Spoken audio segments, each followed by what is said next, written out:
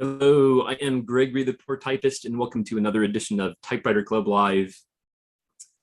Today is, what day is it? It is International Happiness Day. So I am asking members to um, do a typing prompt of what makes them happy. So, yeah, we don't have anyone joining us yet. So I'll go ahead and share mine. All right. First of all, this typewriter does not make me happy. This is my late 40s era Royal Companion, and it has a lot of issues, including a very, very hard platen. So it's not going to be staying in the collection. I don't think it's worth getting everything fixed on it. So. But I did manage to type something out on it. So even though there's a lot of skips and missed spaces, and yeah, but I shall go ahead and start. All right. So again, happy International Happiness Day to you. And again, I was asking what makes you happy. So what makes me happy? And this kind of done as a list. So the sound of type slugs slapping paper, the click of a pen cap, the song Pick Up the Pieces by Average White Band, the song Summer Samba by Walter Wanderley, the song My Sharona by The Knack, the smell of freshly brewed coffee, the smell of freshly baked cookies, the smell of the air after rain, and it just happened to rain out of the blue last night. The smell of books, new or old. Kramer from Seinfeld. Red Rogers.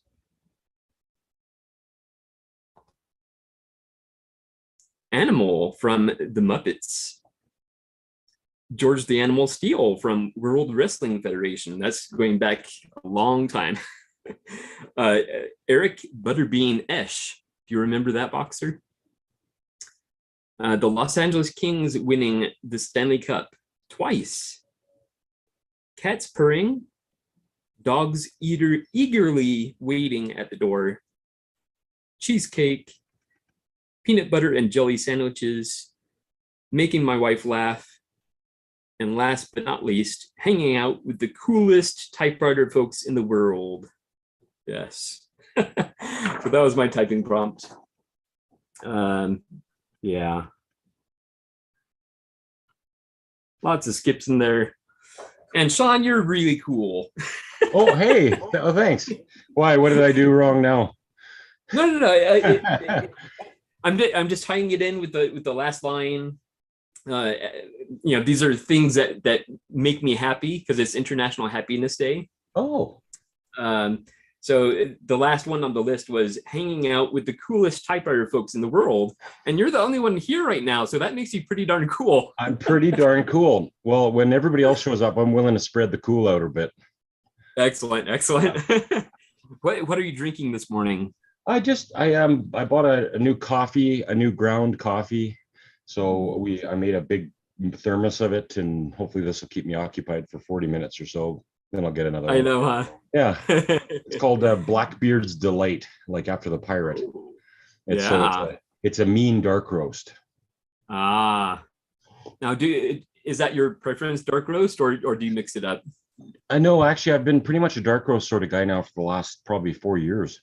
I just really like the dark roast. I like the rich dark flavors, and I know it sounds like a commercial, but yeah, it's good. Yeah, I'm a dark roast kind of guy, Yeah. but I have been playing with sort of the medium roasts, but those for me tend to be more hit and miss. Yeah. So Yeah, me too. Sometimes a little too watery. At least the dark roast, you get a rich, bold flavor. yeah, and also I don't really enjoy like tart coffee, and Yeah. some of those medium roasts can be kind of tart, Yeah. especially like if they have like cherry notes and Yeah. yeah. Fancy type stuff. Yeah. Yeah, with you. yeah. I'm with you on that. Excellent.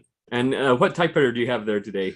Well, because we sort of fell a little outside of St. Patrick's Day, I brought a Normandy Green Royal Quiet Deluxe. Ooh, nice. So yeah, it's a very subdued green by comparison to, let's say, that Corona 4 green. But I thought, that's good. I haven't brought a Royal out in a bit, so I'll use a Royal today. Excellent, excellent. I don't know if you saw at the very beginning, but I was showing my Royal Companion from the 1940s, late 1940s. Yep. And it's not going to stay in the collection. Are you? Oh no, not that good. Yeah, it has a lot of issues, including an extremely hard platen. But I don't want to invest anything in this, so No, it looks nice, but yeah, those B bodies are a little hit and miss. The couple that I've seen, a friend had one, and another one that I came across at a shop, both were had problems that I don't think could be resolved, even with lots of bending and forming and other very rough adjustments. They were just sort of done. Bad. I see Eric holding up Walter Wanderley because in my list of things that make me happy, I mentioned Summer Samba by Walter Wanderley. I think it's often used as generic elevator music in movies and stuff. It makes me happy. It's such a happy song. That is awesome that you have that. I was so excited when I found this too. Oh, cool. I actually had a friend send it to me and I was so happy. Yeah, there's nothing wrong with Muzak, right? The elevator Muzak. Yeah. And what was the other one was let me get my list. The other one was Pick Up the Pieces by Average White Band. Yeah. It's just funky goodness. Yeah. I used to have that one, but I don't anymore. Oh, why'd you get rid of it? I don't remember getting rid of it. Oh, So, it just that's not good. Excellent. Excellent. Well, I'm really glad to see that Eric is wearing shorts today. That makes me feel really good to see somebody wearing shorts. Yeah, it's supposed to be, I think, 58 today. Well, that's wow. For Canadian, that's really, really good. Excellent. Well, getting back to you real quick, Sean, what are some things that make you happy? You guys, for sure. Sunday morning is a highlight. No, seriously. I mean, maybe somebody's going to be sitting there going, well, he doesn't have much of a life. But no, that's true. It's my typewriter folks. Yeah. No, I really enjoy my, the typewriter crew, and I enjoy typewriters in general, and the group and society that comes along with it. I don't think I'd be as deep in the hole of problems with typewriters if I didn't have this community. If I was living on an island by myself, I probably wouldn't have collected so many typewriters, and probably would have just, I don't know, done something else, I guess. But there's really nothing else I enjoy. Typewriters are excellent everywhere. The problem I have is they make me so happy that typewriters filter into every conversation in every part of my life. I can always tie a typewriter into whether it's work or something else anywhere. So I've got to be very careful to not always talk about typewriters. So anyway, but yeah, other than that, yeah, I mean, I enjoy people and collecting things and sharing those collections with like-minded people, because ever since I've realized that I'm not the only weirdo out in the world, there's somebody that's always collecting something weirder than what I think I collect. Yeah, exactly. Yeah, Brian's got it. Brian's one of our crew. He's the support group. Yeah, when I grew up and started collecting weird things, I thought, oh man, I would never share this with people. They'll look at you funny. But as soon as you find out other people collect other stuff that's even more odd, then I realized what I do collect is actually pretty mainstream and pretty cool. And typewriters have grown in such a awesome way that, yeah, see, I'm doing it now. I'm just talking about typewriters. But as for other things, I'm happy. Not much. Excellent. That's awesome. Thank you for sharing, Sean. And Ken, how are you doing? Oh, doing okay, doing well. And yeah, I'd have to echo Sean. The only thing about collecting typewriters is they actually don't just sit on a shelf. They're actually productive and tangible. Yeah, it's great. In fact, I'm almost done with my, I'm working on my capstone, so I spend most of my time in the library.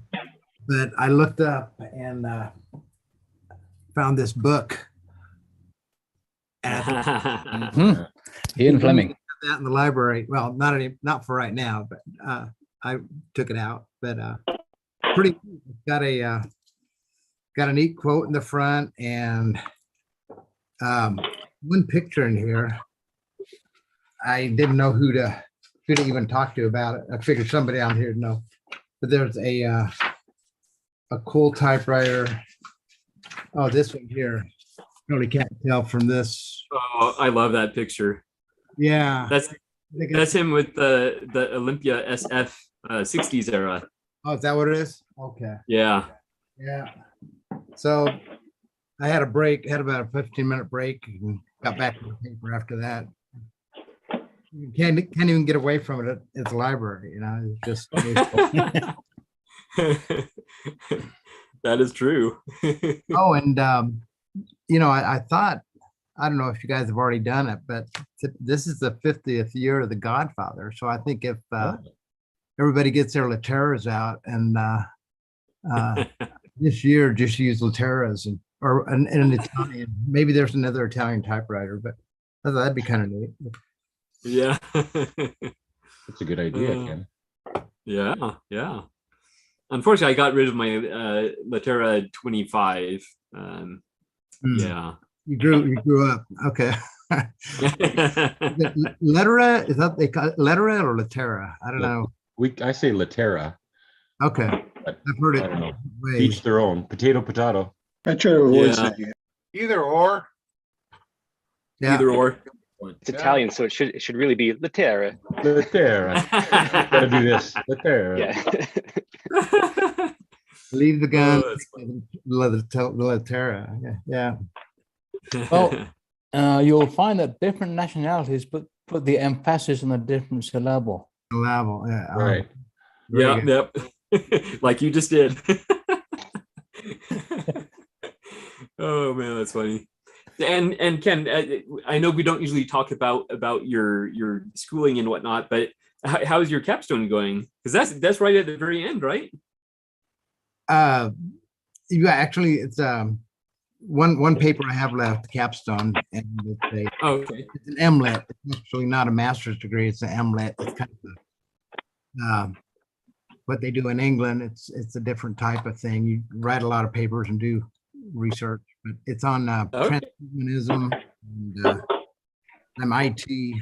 I've done IT for 20 years in the Air Force, and since then, now at Toyota, do automation and robotics. So I thought it'd be ironic to do a paper on technology on a typewriter. I thought that would be That's awesome. whatever they call it. Yeah. So So I'm Ken, Yeah. is a capstone sort of like the final paper? Sorry for my ignorance. yeah, it's kind of like a thesis. It's just a master's instead Okay. of Gotcha. Thank you. Very cool. essay, 30-page essay. Basically. Oh wow. Nice. APA 7 formatting and citation, all that. Yeah. It's all fun. You learn a lot. Oh yeah. You got to keep the little gray cells, as Perot would say, or Poirot. You got to keep them moving. Yes. Yes. Yeah. Yeah. I love Poirot. Equal Poirot. Yeah, Belgian. Yeah. That's awesome. All right. Well, thank you for sharing that, Ken. And I'll ask you the same question.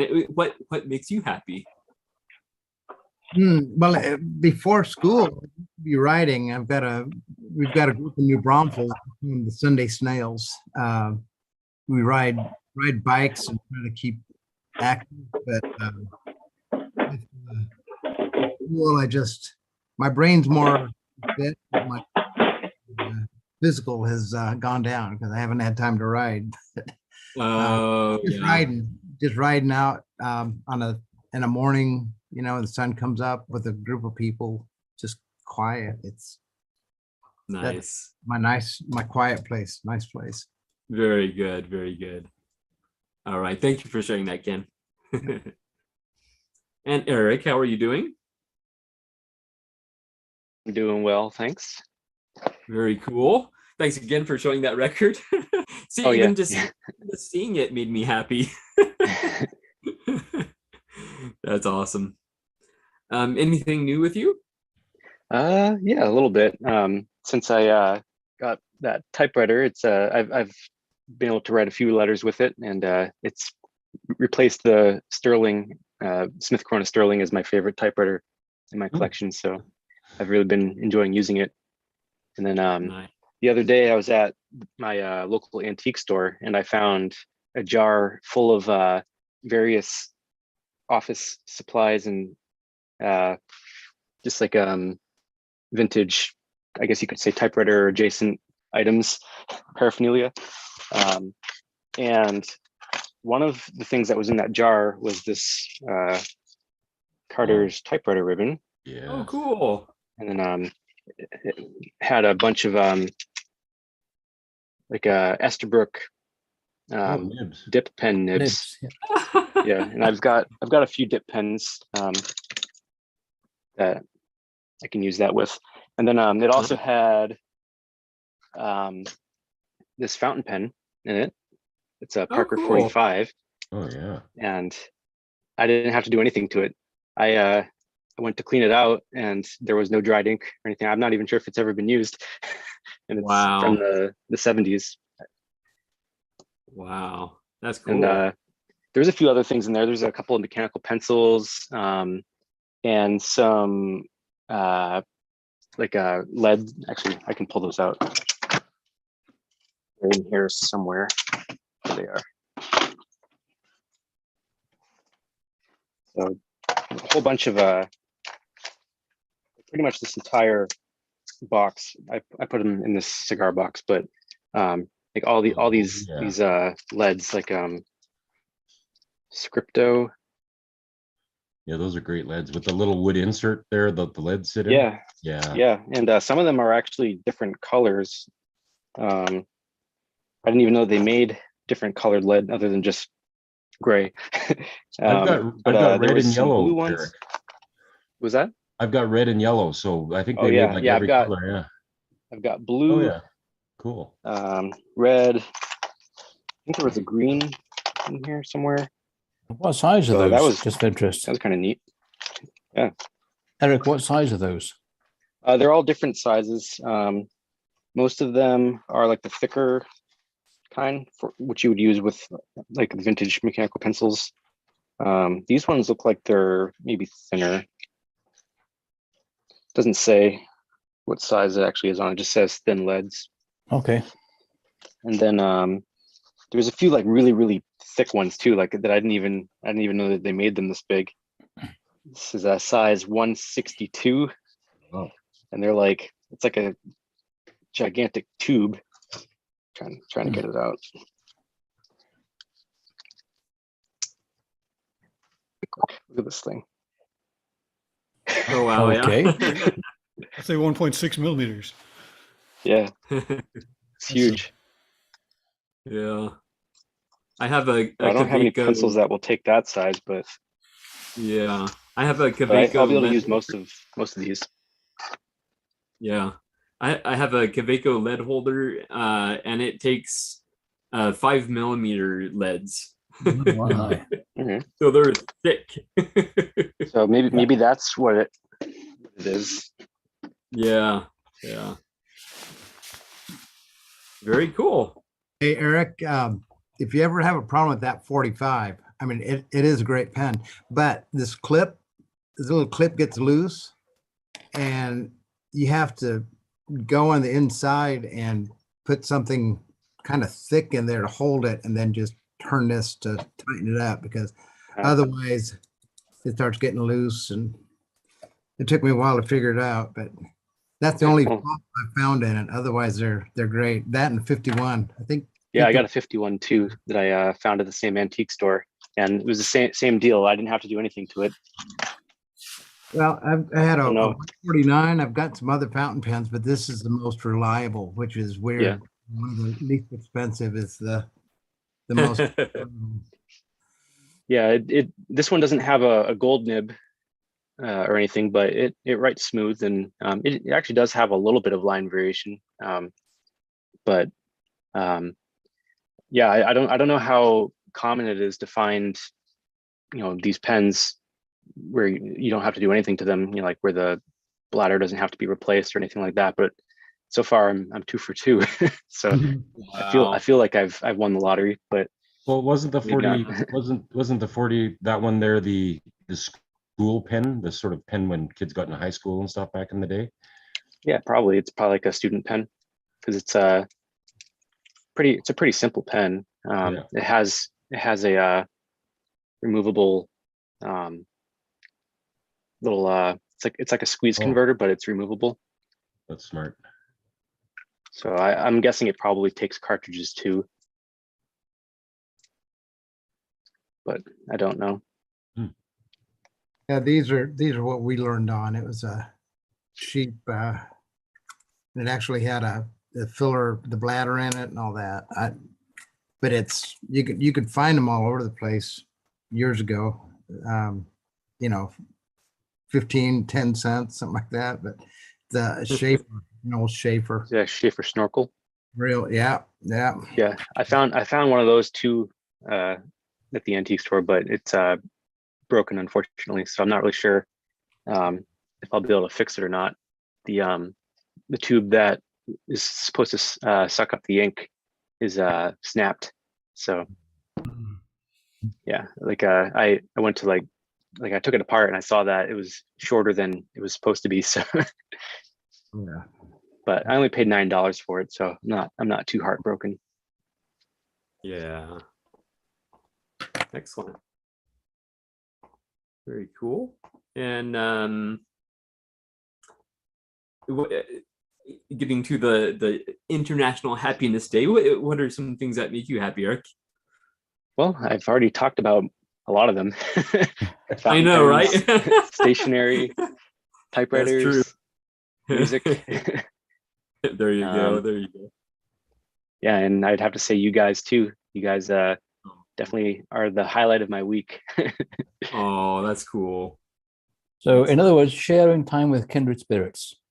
Yes. Yes. Yeah, there you go. Very cool. Very cool. Yeah. And I guess I would also say spending time outdoors. Mm-hmm. The smell of rain, like you said, but it rains a little bit Yes. more often here. Yeah. But I always love it when it rains.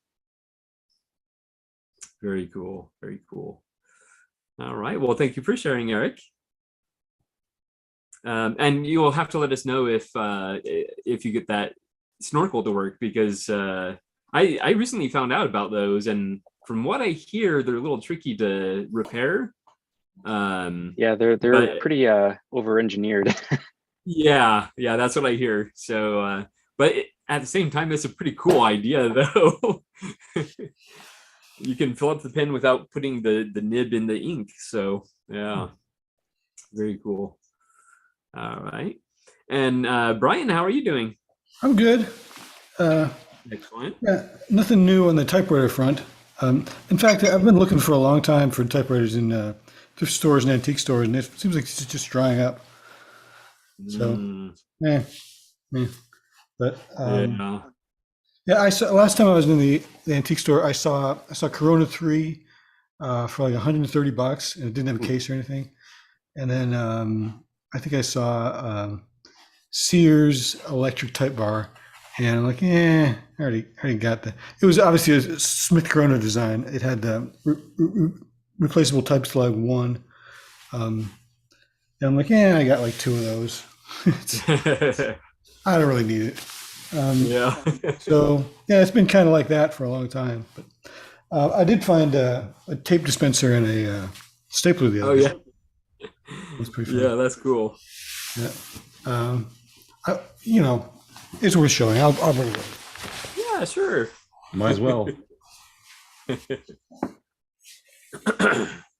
I found a few typewriters that I I didn't get at the antique store the other day too. It was actually, I found an Olympia SM, might have been an SM7, but it was right after I got that SM9. So I was like, nah, really dirty too. It's just neat because there it's we pink. I haven't I seen like one like that. that before. It's got the little pink Yeah. spoon inside. And it belonged to, I'm thinking it was a school teacher, That makes sense. Miss Orman, room 341. Yeah. I actually looked online for a while trying to find out if there was a person named that passed away recently or something, but I couldn't figure it out. The Yeah. internet's not very helpful for those things. And I found a swing line Model 4. Oh yeah, those are great staplers. Nice. I've got a lot of later swing lines, but this is the first Art Deco one that I've got. With the 3 lines at the Cool. top. Brian, when you get frustrated, that's the best stapler because you can just pound the heck out of some paper. Yeah. Yeah, This top, I thought it was Bakelite at first, but it's kind of rubbery. I don't know. that, Oh. that is desiccated rubber. Yeah, because the ones I have, I think they were beautiful at one point, but they sort of get a little smashed after. Yeah, yours looks better than mine. But I like the chrome or nickel on the sides. That's Yeah. nice. I don't see a lot of them like that. But that was kind of fun. Yeah. Brian, I have one to show you. Oh, what you got? I've got like the mother of them all. Wow, that's a Yeah. tape dispenser. This is wider than the normal. It's big to hold like, oh, I don't know. It looks like 6-inch, but maybe it's just 5-inch diameter. Let's just measure it just for fun. Is that like Yeah. a packing tape dispenser? Like a tabletop? It's packing tape dispenser. Can you show it again, Dan? Oh yeah. Here. Oh yeah. Oh okay. Oh, No, it's a big sucker. wow. That's Oh. big. Well, you see that's pretty small, Yeah. but Yeah. the space here is Wow. a little bit. It's almost 6 inches. Wow, that's huge. And this is much wider. It's a good 1.25 or 3/8. So yeah, and yeah, these things are quite rare. Sure. And this, funny enough, this little there's two places for it: an upper slot Oh, wow. and then a lower slot. Huh. Well, the lower slot's also closer to the end, so Yeah, so lower slot for maybe a smaller tape. yeah. Yeah. But Huh. so I don't have anything in it to pack with. But Does it have any maker on it? Is it Scotch or 3M or anything? yeah, there's no maker on it, and I'm surprised because this is old. But Yeah. yeah, maybe there could have been something at the bottom. On the bottom here, there's a That's. the light Remnants is of- bad. Oh yeah, yeah. you might add something down there. There should have been a label there that seems like it was ripped off. Okay. Yeah. Yeah. So I actually don't know the name. It would be interesting to look them up if there is a brand like in that shape. Yeah, I haven't seen it before. Mine's got a label. It's 3M Okay. Minnesota Manufacturing and Mining. Mhm. So yeah, you see that? Yeah, I do. Yeah, it's Make good. sure not to take that off. So it was all gunky, so I wiped it out and everything. And I want to make sure not to mess that label up. Yeah. Model C15. But I really like the fact that it's a special color. Yours is. You Yeah. don't see a lot of reddish. Uh-huh. Then a lot of them are black. But, Or brown. Like Yeah. brown too. Yep. Yeah, exactly. So it looks good. Good find. So, Yeah, very Daniel, do you suppose you can load a roll of hockey tape into your dispenser? For sure he could. For sure. Give the right spin. That's Good funny. try. At the library, we actually use a dispenser sort of like that bigger one, and we put essentially on what is packing tape on it. Mm-hmm. Yeah. We did for repairs and that sort of thing. So, So I'm pretty sure that this was kind of a packing tape because of the size of and the width of it, right? So when people might have shipped in a business, shipped a lot, and you need to have the tape, or just a store, let's say a store packs clothing into brown paper, and then they put a tape on it so that it doesn't open. Exactly. And Mhm. like the store would have one of those big ones, right? So, Yeah. William, why don't you speak so that we can see a bigger? I'll make him bigger. Oh, Is it oh, hockey there you tape? go. So what is it? So what's the brand and what is it for? Comp O stick. Generally speaking, hockey tape is used for wrapping around the blade or the handle of a stick to improve the grip, or to improve the grip on the handle, or to improve the grip on the blade, so it gives the puck more spin as you whack the puck. This is hockey tape. Yes, Yeah. there's Okay, two what kinds do of you hockey say that? tape. There's do the you say cloth that? Hockey tape. and the vinyl. Yeah. www.NorthAmericanTapes.com. There you go. But it's not really packing tape. No, Nope. No, I No, thought you were showing it's- packing tape. hockey tape.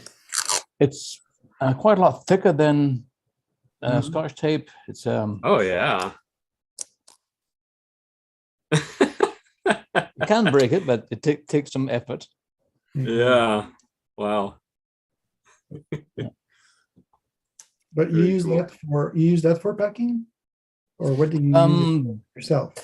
It's just handy stuff to have around when you want something a little more with a bit more beef in it than your Scotch tape.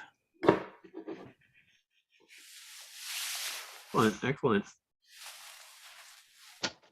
All right. And anything else new with you, Brian? Not so much. Dog's being a dog. He's not on camera. Yeah. He's over there sleeping. Yeah. Nothing new. Things that make me happy are my dog, hanging out with friends, with cohorts, hanging out with you guys. Oh. Excellent. Excellent. I have to say, your dog makes me very, very happy. Whenever you post pictures, I just can't stop smiling. He's the most photogenic dog I've ever seen in my life. So He's that. yeah. I'm gonna go over here in a minute so you can say hi. If he Yeah. wants to. Hey, Koa, come here. Up. He's thinking about it. You don't have to leave me on camera. Come on, Koa, up. Okay. Come here. I'll turn my sound off. I'll do that. Okay. Oh yeah, a very, very photogenic dog. It looks like Bob has stepped away. Bob Marshall was here. Yeah, we see his trailer. The famous Bob Marshall. I can't believe he's showing up on a work day when he could be in his trailer or at his shop. I know, right? Oh, there's Koa. Hey, Koa. Bob Hey. Marshall. Let's say hi to Koa real quick. Hi, Koa. How are you? Hi, Coda. Oh. Hi, Coda. Leave. Roo. Oh.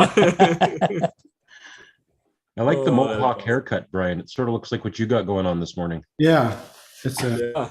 he's been sporting a mohawk since he was a little puppy. Oh, okay. Oh. Cool. That's awesome. Typewriter And dog. see, I'm beaming right now, so.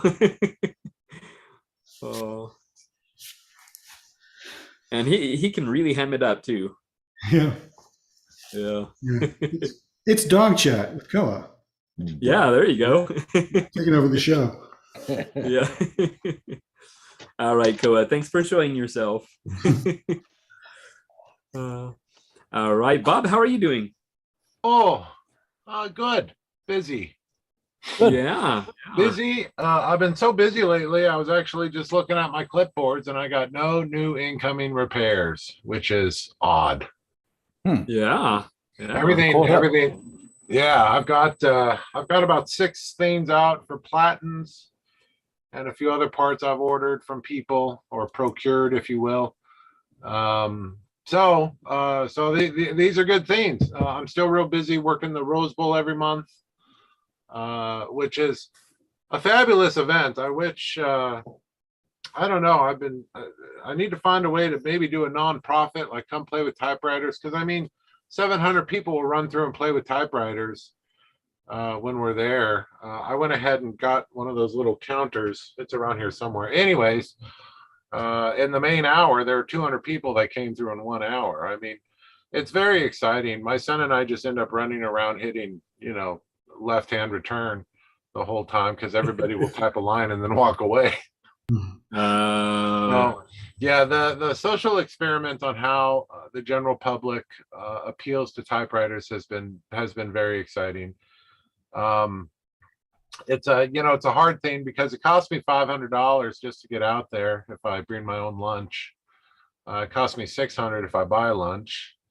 That's just for myself and gasoline and it's $200 to be there, et cetera, et cetera. So I was on contract for a few months. I'm gonna do next month, but they decided to stop taking cash at the gate. Like it used to be just a $10 thing.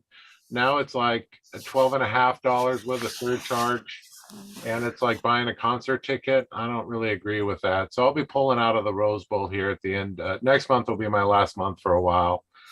I think that's a real bummer because it's a flea market. I mean, it's just supposed to be a $10 market you open to the public, and really the $10 is supposed to pay for your parking. So I don't know. It's a little off. It's okay. I mean, I'm kind of learning. You learn what markets work and what markets don't work.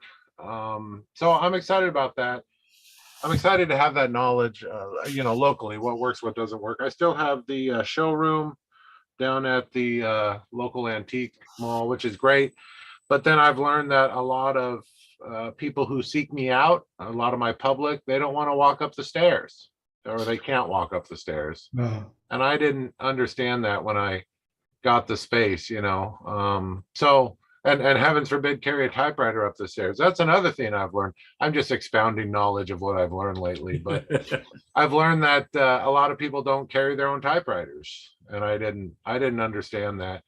And then when I go to carry them, they ask me, are you sure? Are you going to be okay to carry this machine? And I have to explain to them, I've got to carry 50 pounds for an hour to be able to even apply, to be able to do my job.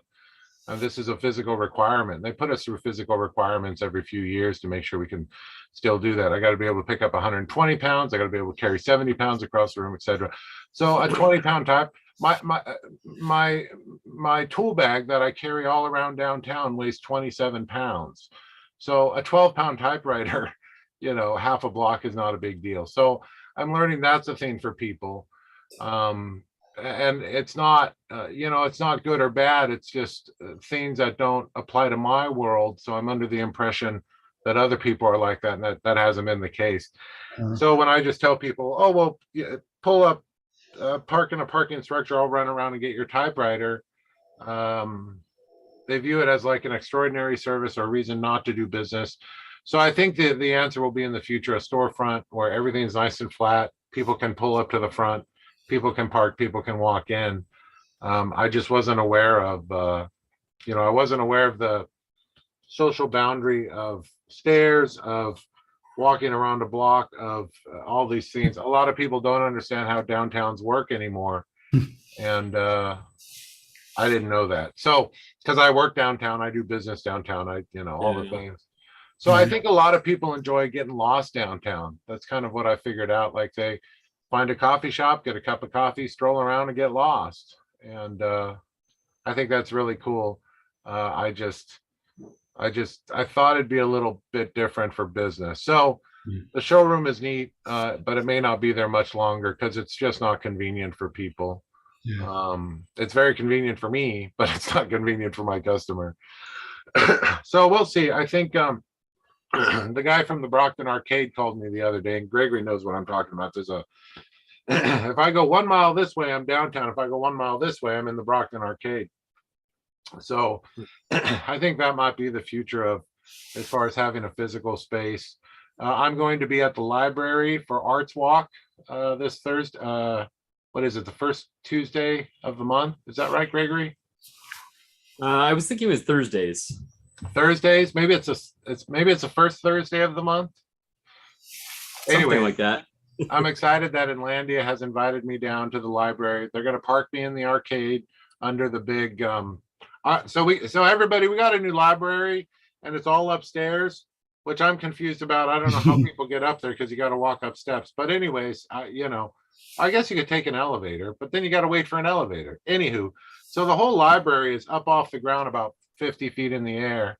And it kind of looks like a spaceship getting ready to take off. It's very exciting to see from anywhere you are downtown. You see this big white monolith spaceship looking thing, and then you realize, oh, that's our public library.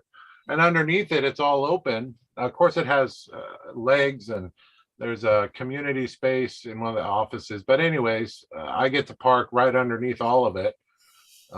They call it the arcade. So I get to park in that arcade under it all here for Arts Walk. And Arts Walk is something we do where all the artists come out and bring their goods and everybody can set up for free, etc. Usually it's downtown. I'm going to be, I guess the new public library is a good block, maybe block and a half from downtown. So I'm very excited to do this for a local writing group called Inlandia. So I've been having a lot of fun because it's always a balance. I really enjoy reaching out to the community and showing them typewriters and getting lots of people to play with typewriters. The downfall to all that is that the money's in the repair. You know, usually I've got just a line of typewriters lined up for repair. I've got about 12 right now, maybe 11. So that's kind of where the, you know, money or income or reimbursement for my time is in all of it. But other than that, it's great to get typewriters out to the people and get them typing. And the typewriter, the mobile typewriter emporium here really gives me an excuse to do that. So that's exciting. But yeah, everything's still working. Everybody's healthy. My son's very busy with Winter Drumline. He just got accepted to a California orchestra that they pull from high schoolers all over the state, and they all meet in Santa Monica for a weekend to throw together an orchestra. Gosh, he's the first guy to be accepted from our school district in that in almost 10 years. So he's kind of turned into a local rock star in that regard. So we're real busy, you know, moving the marching band on the weekends. Winter Drumline, they call it. No, nice. That's pretty. Oh, look at that, Gregory. Thank you. Yeah, that's That's new our library. Very nice. So they're going to let me park my monstrosity of an emporium, mobile emporium, under that Gotcha. behind my excursion. Yeah, we're going to be doing that. And I think it's the first Tuesday of the month of April. We'll be doing that. Cool. And I'm sure you guys have seen the post. You know, I just put all the tables out in the easy ups, and I usually put out 10 or 12 machines. I've got about 15 machines right now for sale, which is quite a bit for me. And they do sell, don't get me wrong. It's just when they do sell, usually when I take machines out to sell the Rose Bowl, whatever, if I'm lucky, I break even at the end of the day. So, you know, so we'll see how it goes. But yeah, I'm very excited to get to do that for my city, for lack of a better term. So we'll see how it goes. Gregory, hopefully I can catch you there. Yeah. Well, that'd be great. Bob, I'm thinking if you get receipts for your rental of the stall and everything else, you should be able to submit those at the end of the year and for tax purposes as cost of doing business. Oh, I agree. Yeah. We're very fortunate in that regard. I just sat down with my secretary a week and a half ago and did all my taxes. Okay. So it's going okay. The difference is how much do I want to put out? A storefront. I found a storefront. It's only 700 square feet. It's right on a main street. It's right on Brockton. It's next to the Riverside Cookie Company. Gregory knows what I'm talking about. It's kind of a hip place. It's across the street from a nice coffee house and the pet food supply store. It's a great place, but that's $1,000 a month, which is fine. Then you've got 300 in electricity. You've got gas. You've got Wi-Fi. You've got security. You've got, you know, so I'll be paying $1,700 a month for a space. Well, that's a lot of typers to fix compared to, because they're not selling, compared to me just hanging out at home in my trailer fixing on them. So yeah, for sure. Yeah. So it's just a money game, and the numbers aren't very big. You know, it's not a big deal, but it'd be nice if the numbers. I'm trying to find a way so that the numbers work out, that I'm not spending money or losing money. Right. Yeah, that's the biggest thing. Yeah, no, you're not wrong. I'm always playing with the numbers. My secretary and I are always playing with the numbers, trying to get it figured out and what we're comfortable with. And we'll see, because like most men, if you allow me to spend all my money having fun, I will, and that will mean a proper typewriter shop. And that's been the hard thing now. So I've got the showroom, and I just make appointments with people, and people are very confused by the appointments. So I just tell them I'll meet you there at 6 o'clock. And by 6:30, I'm calling them, and they're going, oh, well, maybe I'll be able to make it by 8:30. And I'll go, yeah, they're closed by then. So you want to make an appointment for another day? Because I'm thinking most people make appointments to get their hair done and whatnot. So that's kind of what I'm asking people to do with me. And about 2 out of 3 people get it, but 1 out of 3 do not get it. And I'm trying to find gracious ways to explain to them. It's just like making a hair appointment. Yes, please don't waste my time, but it happens. So what do you do? Yeah. They think I'm hanging out in the space all the time. It's only 100 square feet. I just kind of pick up and drop off machines there. I have machines there on display, my ads, my classic ads, all the things. And the space kind of pays for itself in the passive income of the ads. But yeah, I'm really learning a lot. I'm sure Sean has similar stories that he could, or any of us who, I'm looking across who all's here, but any of us who do business in repairing typewriter, the business is really in repair, resurrection. I call it resurrected, resurrecting machines for people. Yeah. In my small engine repair business, the amount of paperwork a person has to do with work orders, service reports, looking at parts, ordering parts, inventorying parts, that takes up 4 hours a day. So you get 4 hours a day in the shop out of an 8-hour day. Yeah, and then I get people coming in who want to chat, which is great. I love chatting, but then I look around and I spend an hour chatting instead of billing $60 an hour for that repair, right? So, absolutely, yeah. And obviously I'm a talker, so if you let me, I'll just sit here and talk. Oh, that's a surprise. I know. Yeah. We always have such difficulty getting you out of your shell. Thanks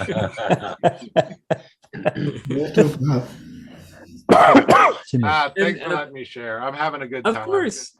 Bob, I'm going to ask you the same question. What are, because it is International Happiness Day, what are some things that make you happy? Happy and healthy children. That's what it's all about. That's all I care about, is that my children are happy and healthy. And Robert's been my son, he's 15 and a half.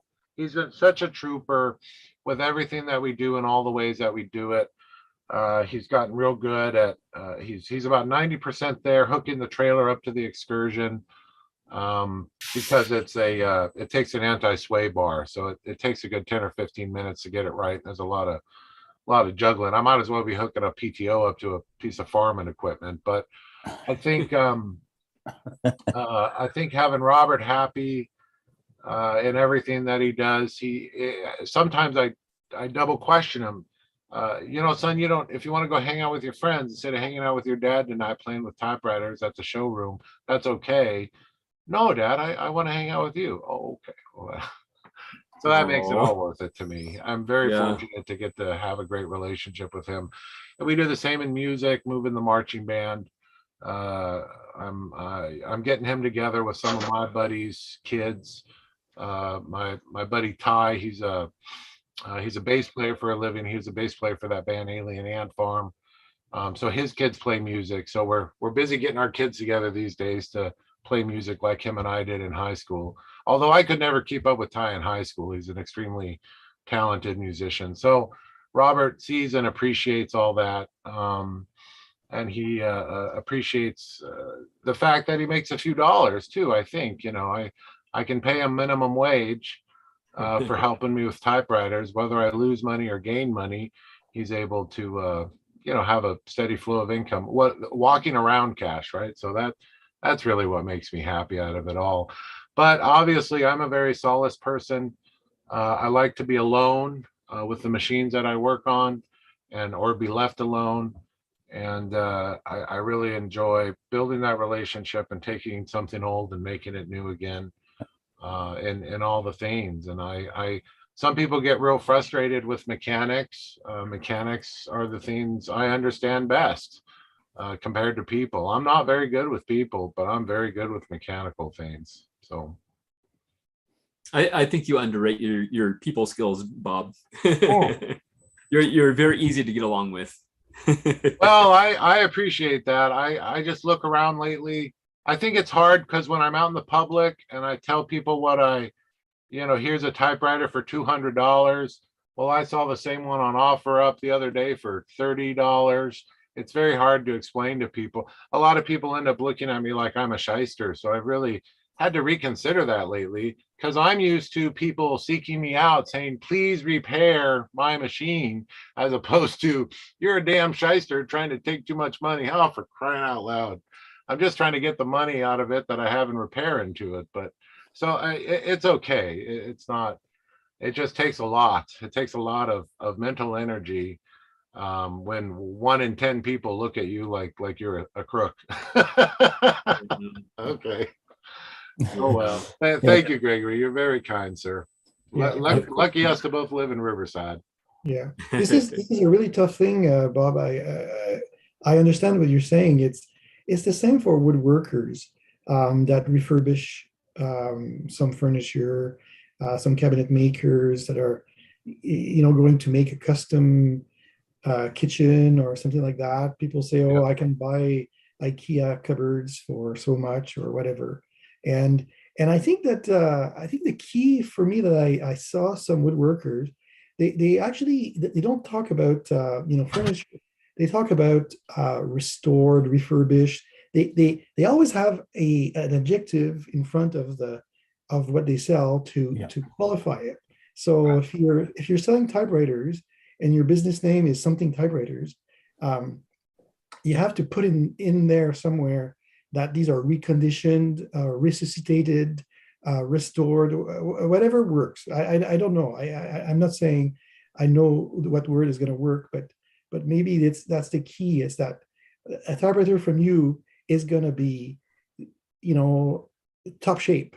Typewriter from Goodwill is not going to work as well, most likely. Like in all probability, if they want to buy a typewriter, then they have to fix it. So I don't know. Yeah, you're right. And I usually tell people this machine is 95% of how it was coming off the showroom floor. I've resurrected it to a point where you can use it to type on. I know I've typed on it. I'm a published author. I type on typewriters every day. They're wonderful machines to use in your process. But I think something as simple as the one word, I need to find a way to condense all that into the one word so people see, because a lot of times they walk up, they hit it and they go, oh, this machine works. Of course, I'm not going to sell a machine that doesn't work, because I get that a lot too. Do you have a machine that doesn't work, just a prop I can put in my office? No, that's not what I do. That stuff's all over OfferUp or whatever, feel free to go check that out. You're right. And that's a hard one, because I think internally you want to almost be offended for someone not wanting to pay for your time and talents. And I think we're really crossing a line in our society, because I can tell you at the end of the day, when somebody seeks me out for repair and I tell them what it's going to cost to repair their typewriter, guess how many people have said, no, thank you, I'll take it elsewhere? Zero. Because as a mechanic's job, or any worker's job, is to take someone else's problem, make it your own, find a manageable solution, and fix it. So I like that analogy. Say what? I like that analogy. I work on big buildings all day long as a day job, the skyscrapers here in downtown Riverside. And I do not, the department I work for the government, we are called facilities management. We are not called facilities, it broke, we fix, right? So, and sometimes you don't get to fix it. Sometimes the management is, there's a big hole in the ceiling, nothing to be done. Let me set up a trash can, whatever, right? We'll fix it tomorrow when it's not raining, that type of thing. So explaining that to people can be hard, but at the end of the day, there's a lot less mechanics today than there was 20 years ago. You're right. Mhm. That's been I've had several people come to me and say, I thought I was going to do this, but I can't do it. You're right. I will pay you whatever you want. Yes, Um, yes. So I when it- have this experience with watchmaking and clockmaking. And if somebody, when I was working with one of the old clockmakers close to my place, and I was helping him, when somebody was walking in with a British clock from the 1800s and said, this is my grandpa's clock and it doesn't work and we want to make it work. And I explained to them it's going to cost $800 to make it work like it's supposed to, they'll pay. But somebody walks in, like there was a guy once, an engineer that walked in with a watch from the early 70s, I think, yeah. And it wasn't working anymore. It had taken water in. And I said, well, it has taken water and everything. It's like, how do you think that happened? Well, I take my shower with my watch on. And then I had to explain to him, and that's an engineer, that the seals in the watch dry up and it's not waterproof anymore.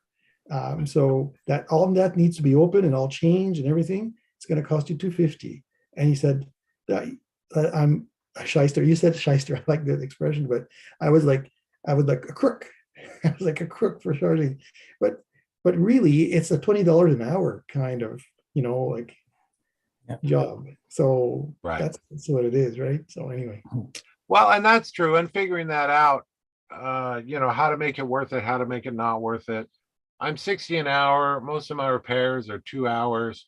But in those 2 hours, if you think of checking the customer in, chatting with the customer, maybe that's my fault. I chat too much. Doing the work on the typewriter, having fun with it, all the things, and then I type on it for half an hour.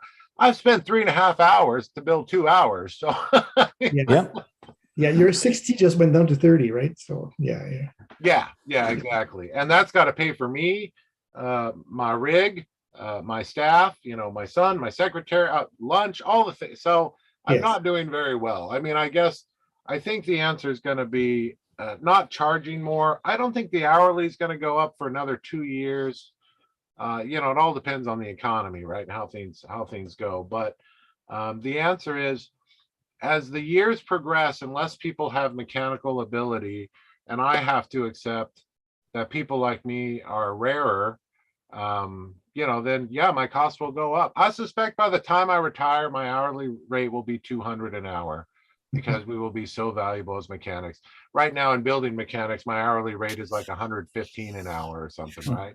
So, Yeah. So yeah, we'll see.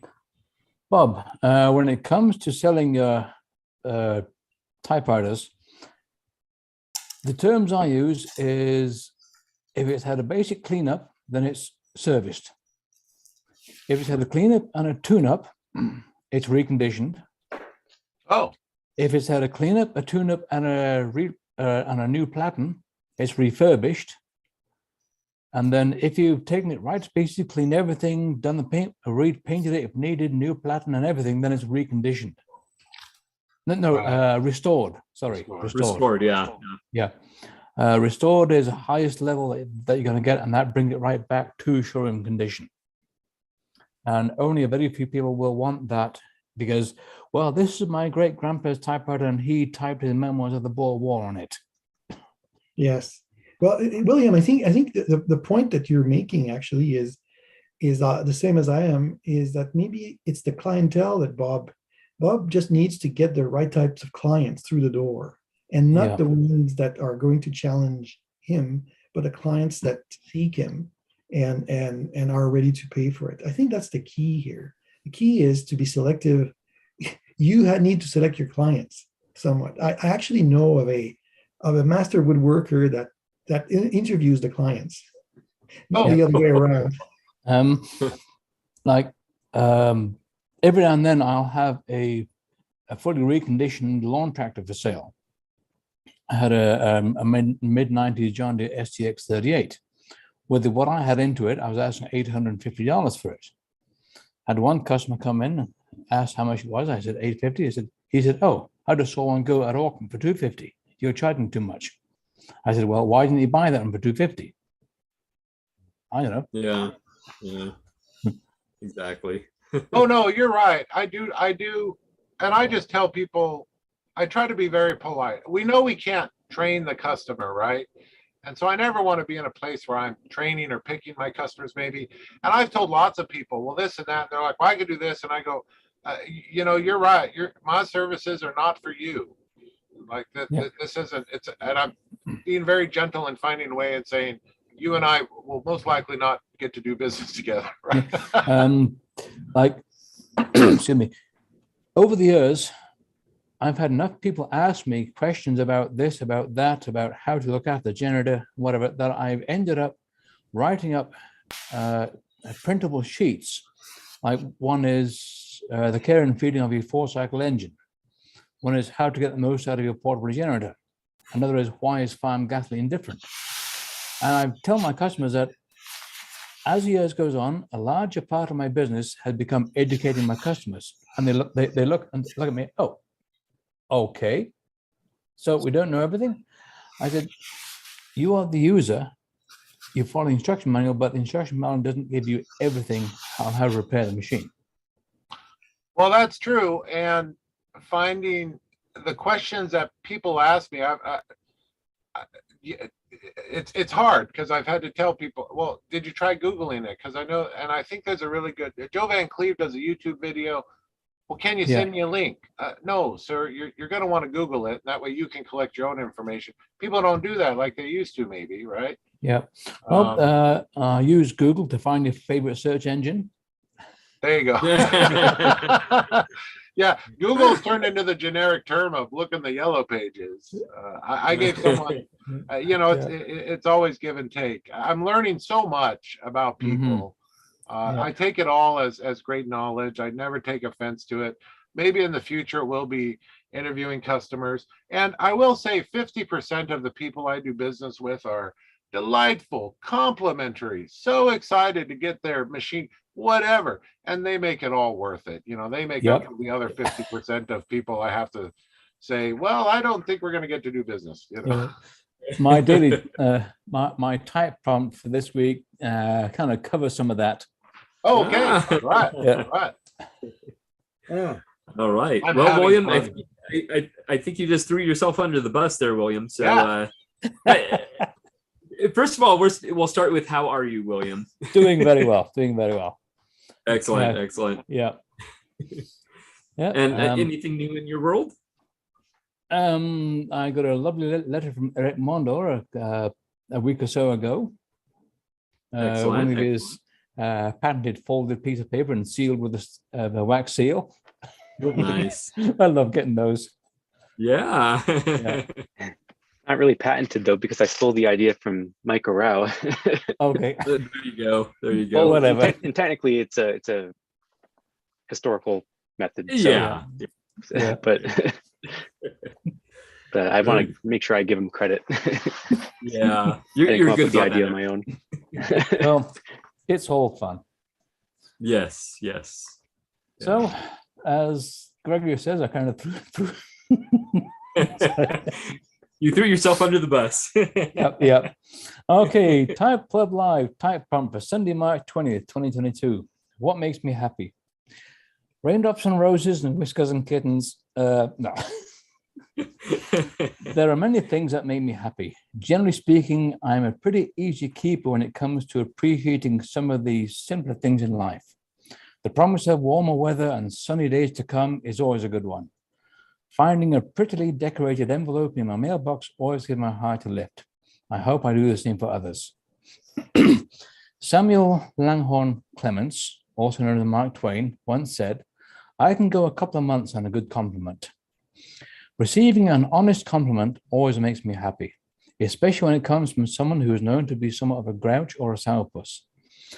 As many of you already know, I run a small engine repair shop and have a couple of aces up my sleeve as compared to other small engine shops.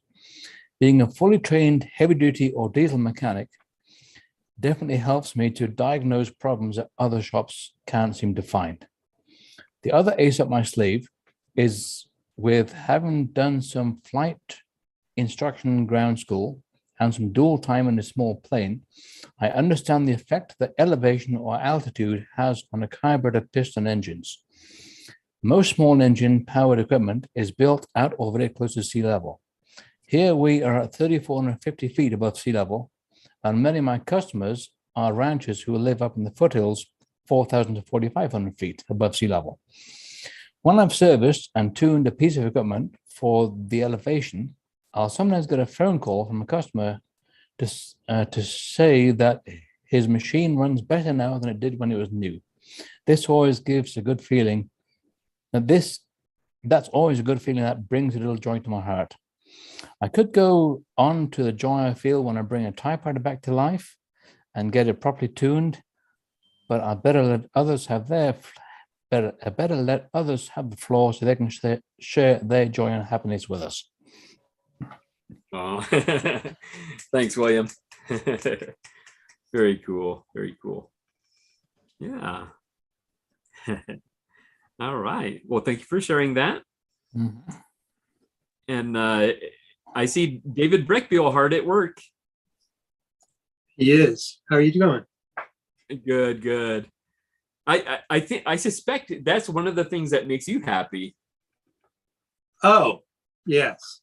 I mean, I was just a type AAA behind a computer person for so many years that, since the 1980s. And when I discovered typewriters about 6 years ago, it kind of just changed my whole world and pulled me away from my technology. Although I'm very tied to it still in my job that I very much enjoy because I run it from my house. So, it makes me very happy. This Erica is a rather special one. It belonged to the Hochschild family, who escaped from, Nazi, not Germany, but Poland. And because Mr. Hochschild was a doctor, he was given passage for he and his family to San Francisco. And so they moved to America in 1939. And his daughter, Annette, she passed probably in 2017, and she left a receipt with her name on it in the bottom of this typewriter. And that's how I discovered the story. And her story is actually saved at the National Holocaust Museum. And although I don't have real provenance that tells me that this one came with them on the ship, I mean, it could have been purchased, very shortly after they arrived here. You sort of wish or think that, you hope that it did. But a cousin of hers who is still alive in New York said that he typed lots of letters. So it was probably well used, although again, we really couldn't tie a letter that she received to this typewriter. She received a lot of them, and it looks like he used a Selectric in the 1960s. So anyway, this is kind of a lovely machine, and it's got some hairline cracks, that's happening on the paint. So I've got my mother's machine glaze out here and just trying to soften those up and give it a good coat of wax to protect it. So yes, typewriters. Excellent, excellent. And is there anything new in your world? No, steady as she goes. I mean, I've taken a kind of a break from social media just because, when I was doing virtual Hermans, you're just there, continually for about a month, just nonstop, answering questions, working on the website, adding things in. So, I've taken kind of a break. So I've been rather quiet and getting back in the collection again, which I, trying to photograph and document and add things to the typewriter database a bit faster than I was at the end of the year. So excellent, excellent. Well, that's good to hear, and thank you for being here. So no David, problem. so David, if you've been working on computers since the 80s, chances are you started with DOS then? Yeah, well, actually, I was an elementary ed teacher. I graduated got my first job teaching fifth grade in 1980. And I took over from a gentleman who had some heart issues. So I was sort of brought in kind of last minute. And about 3 months in, my principal, very kind gentleman, military man, but very, very great principal, came down to me and said, Dave, I've got a problem. I've got these 10, and he paused, long pause, micro, pause again, computers that they stacked in my office today. And he goes, I don't know what to do with them. Do you know anything about them? And I said, well, I played the game Zork this summer Zork. at a friend's house. And I said, so that's my, that's my whole computer thing. He said, he goes, there you go. He goes, you're in charge. And little did I know that those 3 words, you're in charge, led me down. I became the school district's first IT director, and I threw cable when there was no one to, hire to throw wiring and cable and printing cable in. I was there for the start of the internet. So I've had a broad set of experiences. So yes, DOS, I remember it well, very well. Was it C/:forward arrow? Enter? Yeah. Or C load and C save, which you had cassette decks at the time that these TRS-80s had cassette storage. So I would be writing, I wrote spelling games and math games, and because there wasn't a whole lot of software. No, there was nothing. 1980, 81. So I was kind of flying by the seat of my pants. So I would go home at night with a TRS-80 and sit there and code all night long just so that I could get a math game going for, a third grade class that wanted to take all these machines. Yeah. So it was fun. It was a really good time. I had a great time. I was at the start of that, the start of everything, whether it was wiring and networking and printer networks and then the internet. So, and I'm still working on websites for schools. That's what I do for a living. Yeah. As I can remember back in 79, 80, a friend of mine had a very early computer, and we would spend hours writing code line by line from a book until we got the program working, then save it to cassette. Yes. And my greatest thing was I had a Commodore SX64, which was a portable, and it had this small, tiny color screen on it. And I just thought I was the coolest because the keyboard would close up. Yeah. Yes, I remember those very, very well. And so, I had wonderful experiences. So I've been really blessed with my job career, my career choices. And I still enjoy my job. I still want to get up and, work with clients and that type of thing. Yeah. But it is nice to pull away and work on typewriters. It does balance. My wife's wonderfully supportive of that. She loves the fact that I'm away from, my desk. Did you ever work on those Osborne computers that had a screen? You had to move it around to see the whole. Yeah, no, I remember Osborne though. When I became the buyer of all technology a year after, when I was still teaching fifth grade, and it was now my role to buy technology. So I was in there, IBM PCs when IBM PCs first come out, and Osborne was very early on in there. And the only reason that we really didn't look at it, as I remember, is that they just didn't have a good educational division. They were more oriented towards business and not at all in education. So it was kind of a tough call because as I remember it, their operating system was a little unique and tied a little strongly to their machines. What was it? I remember. What was it? CPM? Is that what they remember? Yeah, I think they did. And it was kind of a tough. It was an easy call. It came down to buying TRS-80s pretty much. That's what we bought initially, and then we moved into the IBM PCs and got a little bit into the Macintosh somewhat in the graphic areas before Apple took their tank in the 90s. So we had quite a few little Mac labs and that type of thing. Very cool. Very cool. Interesting. Yeah, that's, Well, thank you. for I'm very sharing. typewriter related, but it kind of is. You know, Oh, of course it is. Of course. Well, those 80s computers are almost as vintage as typewriters. You know, Exactly. the technology doesn't even apply today. It's proprietary to the time. Yeah.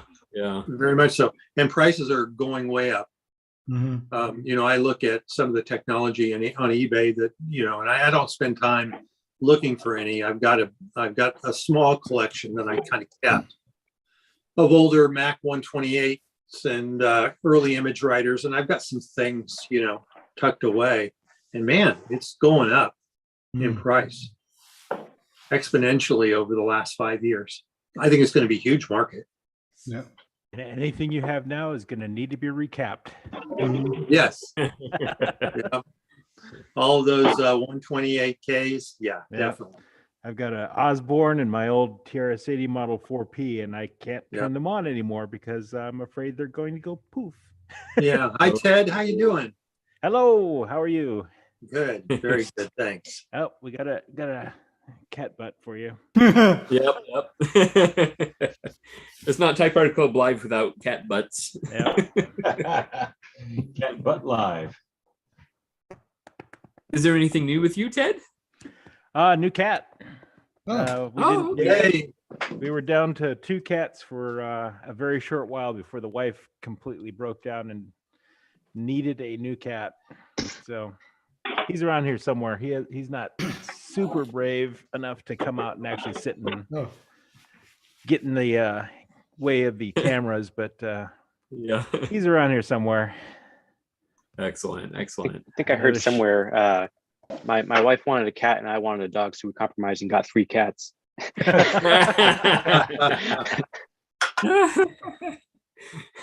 That's Now, funny. we've got the 3 cats now, and she finally found one. We went to the shelter and picked up whatever they had, and managed to get lucky enough to get one that was very cuddly, goes limp when you pick it up, and that's what she wanted. Is she wanted one that was, would wrap its legs around her neck and stay there for a while and purr. And the other 2 cats are not like that. They're more I want to get in your way and scratch you, and well, this one's being real nice right now, but they want to be everywhere at once. Yeah. They don't like staying in one place.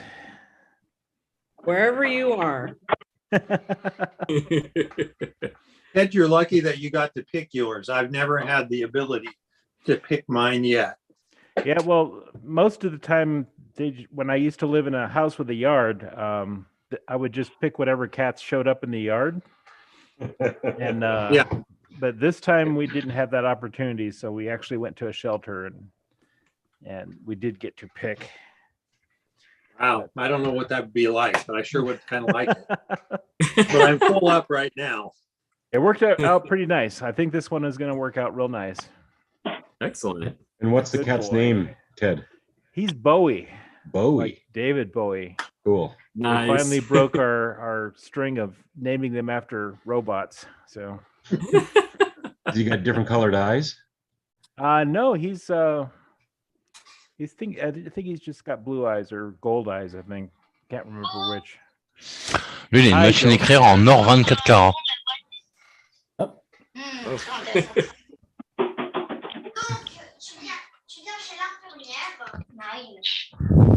Oh, welcome to France. Yep. Yes. Hello. Hello. Hello. And Ted, how are the various projects going?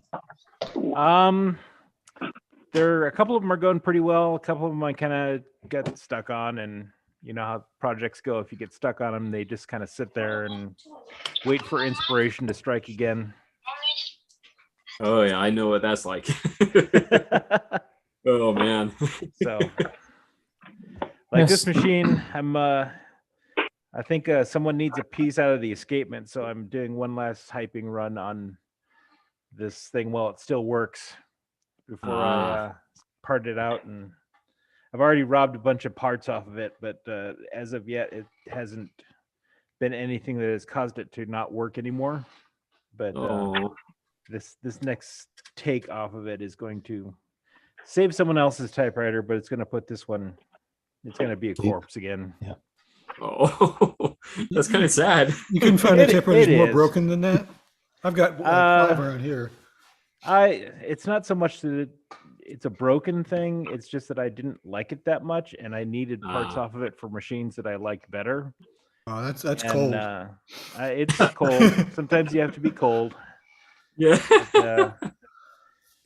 As so far, this machine has, just parts off of it has made 3 other machines work well. Oh, So that's nice. now this is going to be 4, and I'm sure there's going to be there's enough parts on here to, however many other machines need parts. So Hey, you should type an organ donor card for it on that typewriter. Yeah. You just file it with the corpse.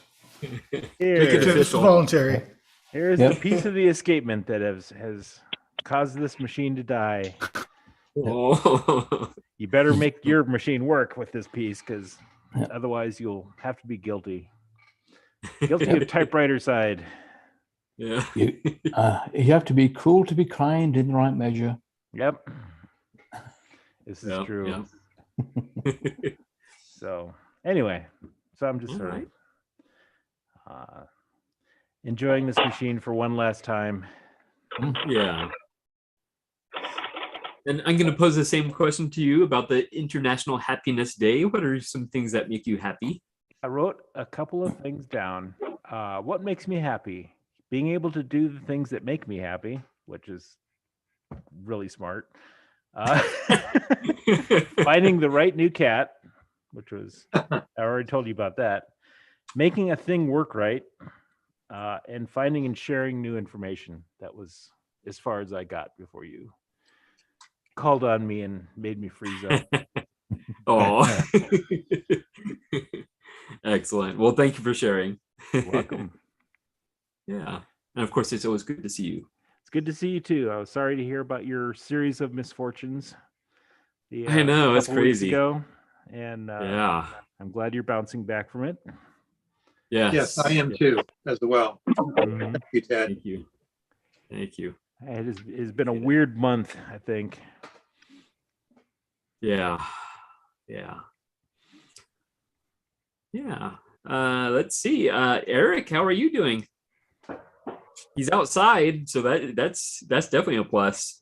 That's what makes him happy right there. It does. That is one of the things that makes me happy. I'm doing great, Gregory. Thank you. Excellent. Excellent. Anything new in your world? Yeah. So we went and visited my daughter in Salt Lake, and she wasn't happy about it, but I told my wife to not have a carry-on so that we could bring something back. And Oh. and she did. And we went to 3 antique stores out there, saw 28 typewriters. So it's always nice, here you see the same stuff over and over and over again. So it's great going out there, seeing something different. And just couldn't pass this one up. This Silent Super. yeah, the blue In Silent Alpine Super, blue. which Yeah. I thought I was getting before, but it was the green one. I thought it was blue, and I'd clean it up and it'd be blue, but it ended up being green, which is great. But now we got the blue one to go with it. Nice. Elite or Pica? It's elite. It's elite. Beautiful. Yeah. And it works perfect. The weird thing is, in that particular antique store, they had a lot of neat stuff, but it was all $500 for each typewriter, and this one was $150. And I thought, oh, it must not work. But Sydney and I pulled it down and tried it out. I always keep a piece of paper with me when I go to an antique store, and worked perfectly. So put a new ribbon on it when I got home, and it just types so nice. I love these machines. Eric, I saw your post of some of those typewriters and the costs that were on them. I saw some of the tags, and I thought, man, Yep. the disease we have in Canada here with some of the typewriter costs is obviously spread down to you guys. Yeah. Because Yeah, those it is. numbers were crazy for the US. Oh. Yeah, I was excited to see so many, but the prices, maybe that's why I saw so many, because the prices are just astronomical. Well, I'd like to know what went through the head of the people that posted your Smith Corona there, because that's by far the winner of the bunch of Yeah. ones posted. Yeah. And it came with a holiday case, and just really happy with it. So I took my Splendid 66, so I had to come back with 2 typewriters. Got some funny looks through security, but that's all right. And thankfully, your wife, you knew how to lay down the law with your wife and say, no carry on, bringing stuff back. Most of us don't have the guts to do that. And before I left, I found a Fez at an Oh, you antique got store, a Fez. but I just Oh, a got this typewriter back Fez. yesterday. I had this patch for years, and I was like, what am I going to put it on? And so I got it on my Fez, and now it's a little small. Oh. But you know what they say is a Fez too small is better than no Fez at all. So Okay, I gotta step up my game and get my Fez then. So okay. but the weirdest thing is in the Atlanta airport, there was another one of these patches Oh, really? in one of the airport stores. So I bought it. So now I gotta find something else to. Well, I put just had a patch on. great idea. So in keeping with Ted Monk's whole Fezzy Shriners thing that he's got, we should just get Fezes with typewriters on the front of them for our group here, and this can be That's right. our typewriter Shriners sort of group. That's exactly right. Paternal order of typewriter aficionados. Yes. So that's when you say, I don't remember your name, but your Fez is familiar. Ah, Oh my. Oh, that's funny. Excellent. That is great. And now, if I'm remembering correctly, we had some time ago we had talked about you rotating through your collection and typing with each one. How's that going? that's going great. I don't know how many type pals that I correspond with regularly, but I'll bring a machine out, and usually the letters come in all at the same time. So then I'll go through that series with one machine, and then here lately I'll buy another machine, and then that's the next one that I'll use to go through the round of letters. So it's actually working out real good. And we had our type out a while back, and so I've got all my machines kind of still out. So I'm gonna A, try to get them on the database, and then B, use them for various letters and things. Nice. Yeah. That was at the Railroad Museum, right? Yeah. Very neat place. That was in January. Luckily, they let us inside because it's been outside for the past couple of years, and I'm thin-blooded. So, but it was great turnout. What was interesting was we had we just decided to do this pop-up at a what do they call it, farmers market a few months earlier. And a few people that were at the farmers market came by the typewriter stand that we had. We had everything laid out, and a couple bought some machines, but a few people that were at the January event were just at the farmers market before, got interested in typewriters, and then came to the next event. So we kind of planted some seeds out there and got more people interested. Yeah, it was great. Very cool. Very cool. I see a new kitty. Yeah, he's the new one. Oh. He's nice and now he's excited. Getting restless now. Nope. He knows he's on the spotlight now. Yep. Oh, and I got a new t-shirt. Oh, cool. Oh, nice. All right. Very cool. Brendan Rafferty's t-shirts. Nice. He sent me one from Canada. Very cool. Sweet. Excellent. Well, I'm glad we got to meet the new cat. I'm glad you did too. He's a good cat. Yeah. I've actually been. We have all kinds of stray cats, and I used to hate having them around because they use our yard as a litter box. But now that we don't have any dogs, I don't care if they poop in our yard, and so now I'm trying to befriend them. So one, I managed to befriend, but I haven't seen him in days. So now I'm like, what kind of friend is he? That'll happen. Yeah, that's cats for you. Yeah. Yeah, but Eric, that's very good, and I don't think I asked you the international happiness question. What are some things that make you happy? So most people know, I got two daughters. They're 22 and 25. And Zoe's moved 2,000 miles away. And Ooh. Sydney's still here, but kind of half the time she's going to school and she's at her boyfriend's. And so this week we all flew out to see Zoe in Salt Lake, and the four of us were together, my wife and the two daughters. And it's just, you have them for like 18, 20 years together, and then they all go away. And it's just amazing to get everybody back together. Even the bickering between the girls is just something that's so familiar, and it just feels good. So just having the four of us together for a while is probably the thing that makes me the most happy. Oh, that's awesome. I enjoyed the pictures as well that you posted. Oh, good. Yeah, it was a Such a great happy trip. family. Yeah. We try. Excellent. All right. Well, thank you for sharing. Thank you. And Curry Russell, how are you? From Willow Creek Typewriters, one of our lovely sponsors. When I unmute myself. Yeah. Oh, yes. Yeah, Becky and I both got brothers this weekend, actually. She'll show you hers first. This is as much typing as she does, but she got herself a brother. Oh. And I won't spell anything correctly. I'm like, hey, is that for scrapbooking? Oh, I'm representing the Han group. All these glass things is all hers. He made me. Yeah. We didn't get more sun this weekend. Yeah, No, same we thing didn't. as. Stop lying. Yeah, so that was her brother. And then Gregory, you all already know what brother I got. So Yeah. I've still got it tethered here, but how exciting a find to get this. Come on. And EP20. I've been thinking about, listening to you guys talk about thermal typewriters for the last little while. And one of these days I'll get one.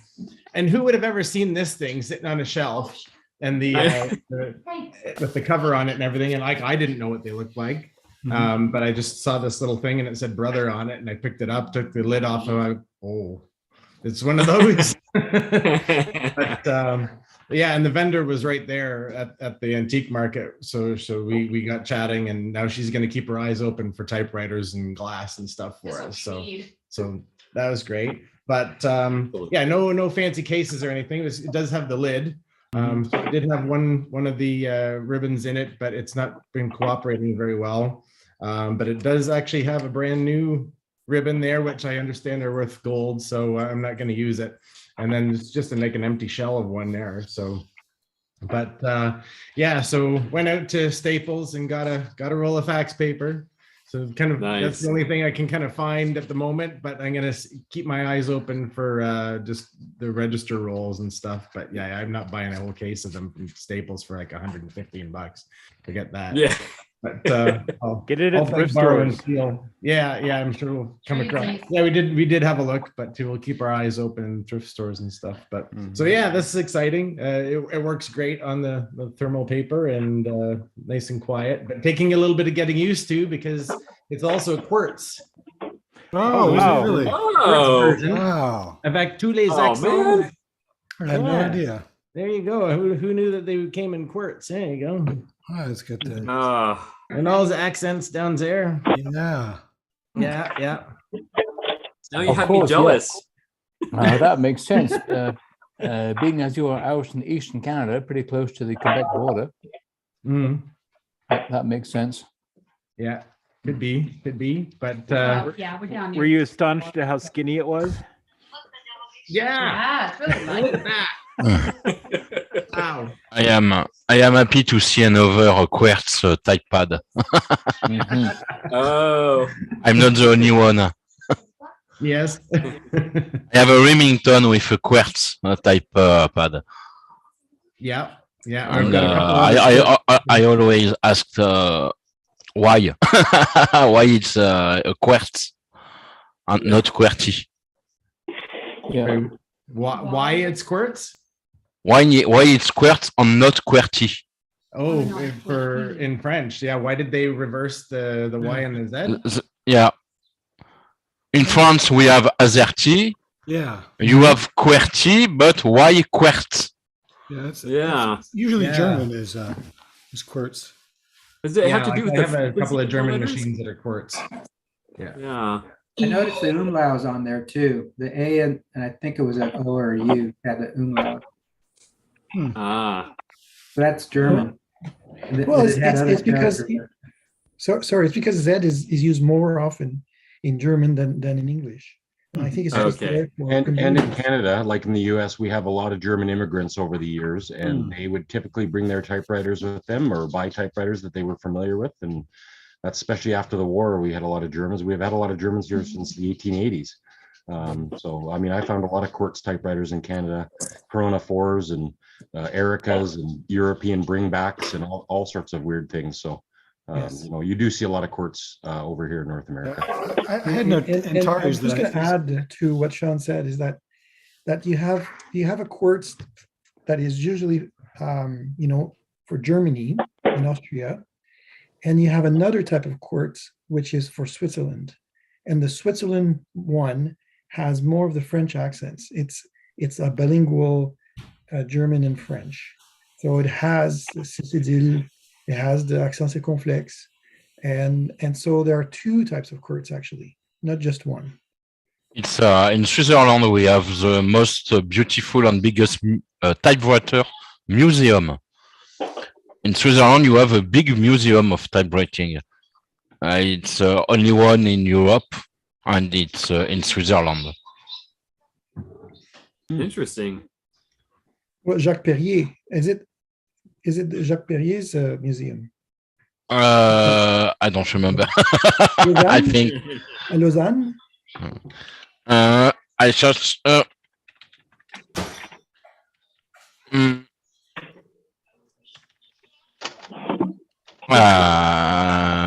Lausanne, yes. So it's Jacques Perrier. And I have in Basel. Lausanne, yes, Typewriter Museum in Lausanne. Jacques Perrier is on Facebook and he sells a lot of parts for Hermes. Ah. Yes, Perrier family. Okay. Oh, what is that, Brian? It's a Qwerty layout. It's an Italian. Interesting. Yeah, it's Italian. That's right. Yep. This is from an Antares typewriter, and I swapped it out with an English layout with a QWERTY. So that's why I have this one lying around all disemboweled. But it was originally Italian, so. But I didn't think I could. The Quartz Z I can handle, but this is a little crazy. So. Yeah. Here I just swap it out. But that's interesting. Yeah. You should hang that on the wall. Yeah. It does. It does in my cabinet. Yeah. Very cool. Yeah, I have so many typewriters that it took me probably 5 minutes to find it because I couldn't remember where I had that disembodied Italian keyboard. Yeah. And then, of course, you get the ones that have the Dvorak keyboard on them that mess everybody up. Oh, I've never seen one in a while before. Yeah. Those must be extremely rare. Well, Susie Townsend in Chicago has one. A 1939 Smith Corona, I think it's a Sterling, the gold-colored one, factory original Dvorak. Wow. Yeah. I wonder if it would be more common in that time period rather than, the later like 50s, 60s, 70s. Well, the Dvorak keyboard was invented or developed by Dr. Augustus Dvorak in 36. Okay. As an alternative to the QWERTY board, which even back then Dr. Dvorak realized was a dinosaur. Yeah. And so Smith Corona, being a fairly forward-looking company, started making a few typewriters with a Dvorak keyboard on them as a sample to see how they go with the general public. But the general public was so stuck on the dinosaur of QWERTY that they never really took off. Yeah. So I've seen Morse Electrics with Dvorak keyboards than any other makes. Oh, Really? Selectrics had a lot of them, or people wanted them. Very interesting. Well, it looks like we lost Curry. Curry has stepped away. So we'll move on and say hello to Diane. How are you, Diane?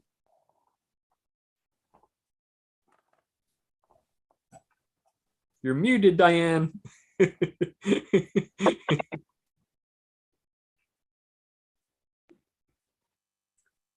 Just use sign language. No, I don't think I can cuss in sign language. That's funny. How are you? Oh, I'm all right. Yeah. Is there anything new in your world? I don't think so. I think I showed you my latest last week. So the Smith Corona Silent. So I don't think there's nothing new this week. The weather's getting better outside. That's good. Sorry to hear about all the things you've been going through lately. Yeah.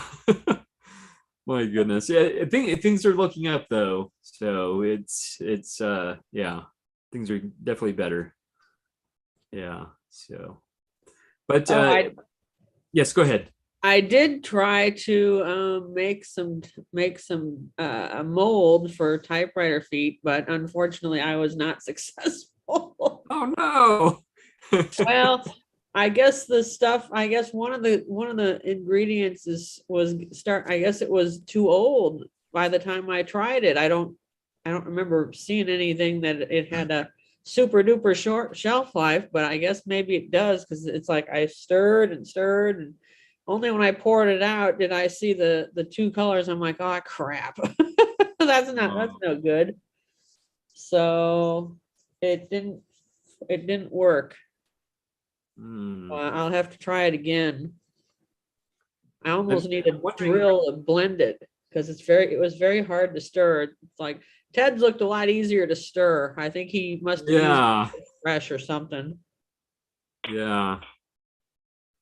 Because I believe you were using the same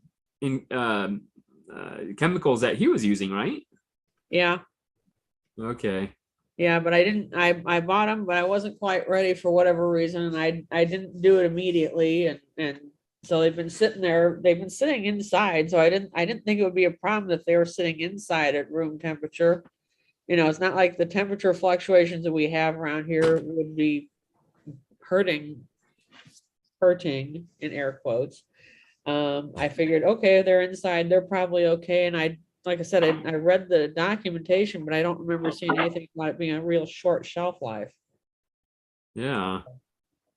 Or if I did, it didn't have a number of use within X number of days, you know? Yeah. It may have been sitting at the, wherever you bought it from for a while. So you never know. Yeah, that's true. Wow. And that's probably not something you can get a refund on, right? No. Yeah. I'll just have to be ready to use it the next time I get it. So yeah.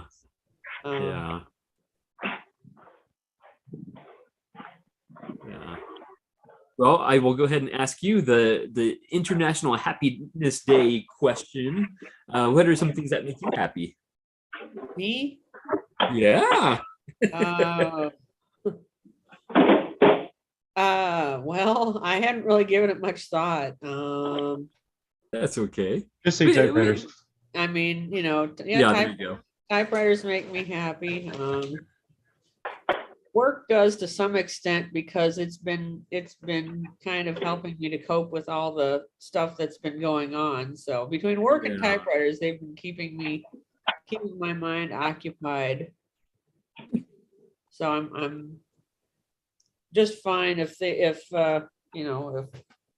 things just settle down, although with world events being what they are, Yeah, well, I'll just take Yeah. personal life, settling down.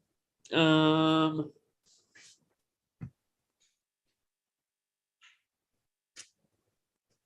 don't know. I didn't even think about it. Yeah. Actually, last night we got my Smith Corona my folding Corona 3 working again. It was sticking on this one spot, every line. And through jostling it around and moving things around, we got whatever it was out of there. Oh, wow. Well, that's something to be happy about. Yeah. Yeah, I typed a whole bunch of stuff last night, and I don't have a line of whiteout on the same line because it was stopping on the same spot every line. It's like, how annoying is that? Yeah. Yeah, I don't think I have anything new. Anything else? Okay. All righty. Well, I guess I think I showed this off last week, didn't I? Oh yeah. Let's zoom in on it. Here we go. Oh yeah. That's fun. Oh, that's awesome. Oh, there's anyway. Yeah, I'm storing a roll of film in there, so I try and remember to get it developed at some point. Is that a noiseless cat or a noiseless go. typewriter? It's a noiseless typewriter with a tiger on it. Yeah. Is it a noiseless tiger? Well, you can't hear it right now, can you? See, it works. So I heard somewhere that you can develop photos with coffee grounds. So maybe if you Caffeinol, pour some coffee in there, Caffeinol. it'll develop your photos for you. Well, it's E6, so I don't think I've ever seen anybody do E6 with coffee. I've heard of black and white being developed with coffee, but not E6. No. You can do I have what is it? C41, the color, just plain old color film. yes, C41 or ECN2 for films are coming from cinema, like CineStyle film or Kodak, some Kodak from cinema. It's a very special chemical process. Oh. Yeah, I develop C41 and caffeinol. You get kind of sepia tone pictures, but it does work. Cool. Interesting. If you don't mind not having color. The question is, do you want to sacrifice the coffee for it? You just use. I don't drink coffee, so You can still drink have it. to go buy some, and I don't want to buy some if I'm not using it for anything but developing. You do not want to Okay. drink it afterwards.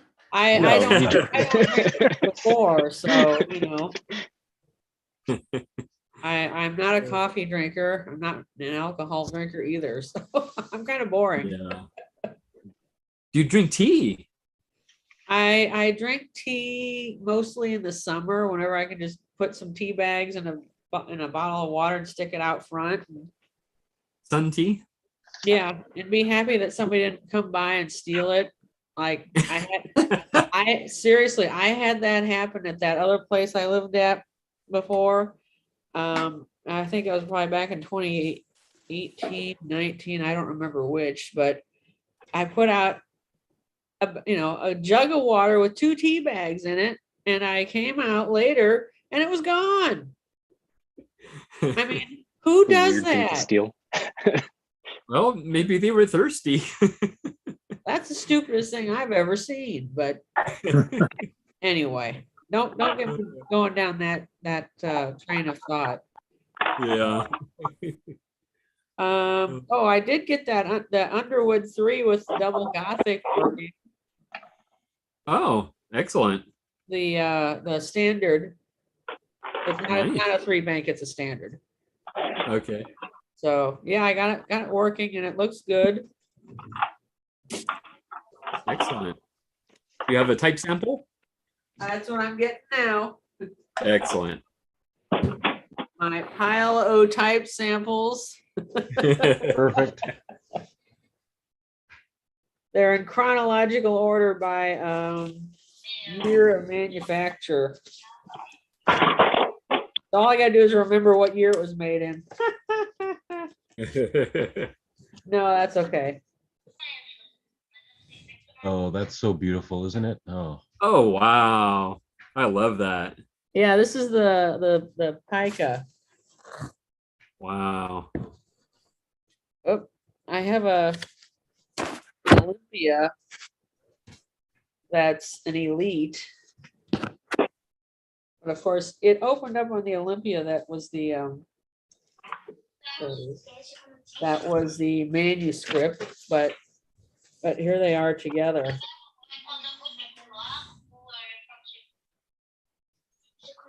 Nice. So super duper. Yeah, that's excellent. yeah, I wish I could get that Olympia platen off on this double Gothic machine, because it will the punctuation pokes holes in the paper. I mean, bad. Even with multiple sheets of paper, it pokes holes in it. Yeah. It did on the lowercase. Oh, it did on the one in 1956 and the lowercase I on the type sample. It's you can't see it. You can't see it here because it's, there's not light coming through behind it, but I can hold it up to the light and I can see through the one in the lowercase I on this card. It's like, that's pretty weird.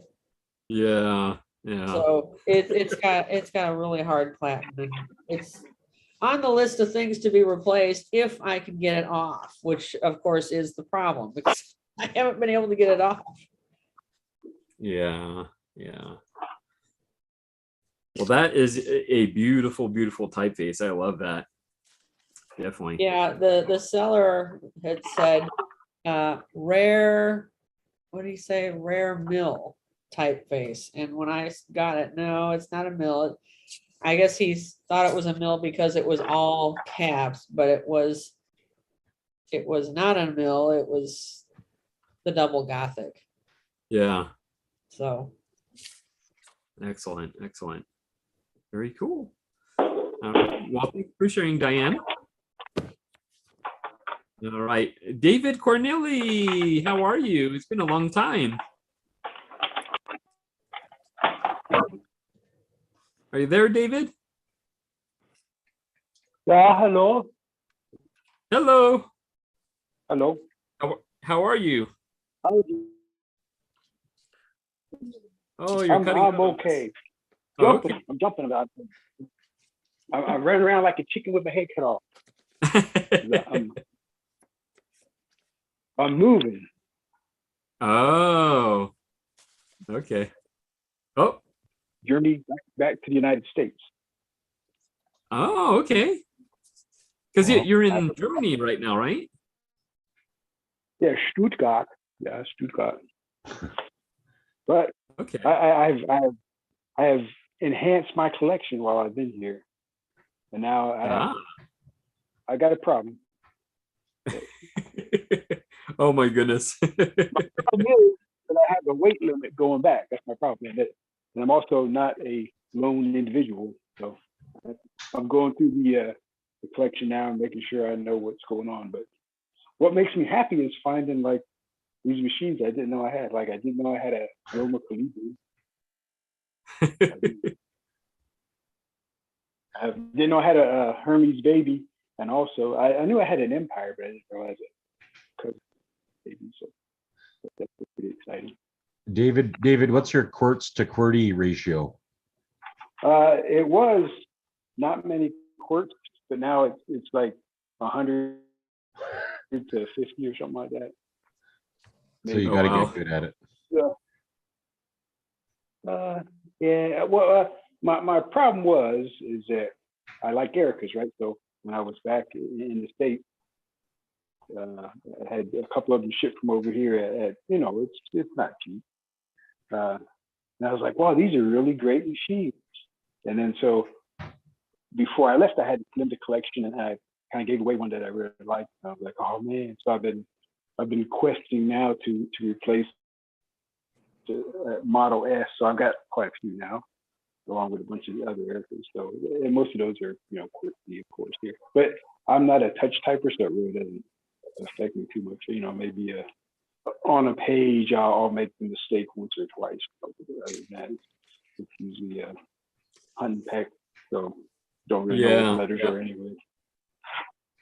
And I kind of like pre-war aircraft machines and Continentals and it's been especially with the prices kind of going up other places, it's been nice to be able to find specimens for a reasonable price. And people here are really good about shipping too. So there's a company called Hermes, and they're terrible, right? They drive broken old trucks and stuff, but they're cheap. They're cheap, and the stuff gets here. I don't know if I gotta figure if there's a business model for that. They kind of like use old DHL trucks or something, drive around, and the guy comes out with a cigarette hanging out of his mouth. Here's your stuff. But I get something from Berlin for like €5 or something. It's pretty cool. And the people here pack stuff really good too.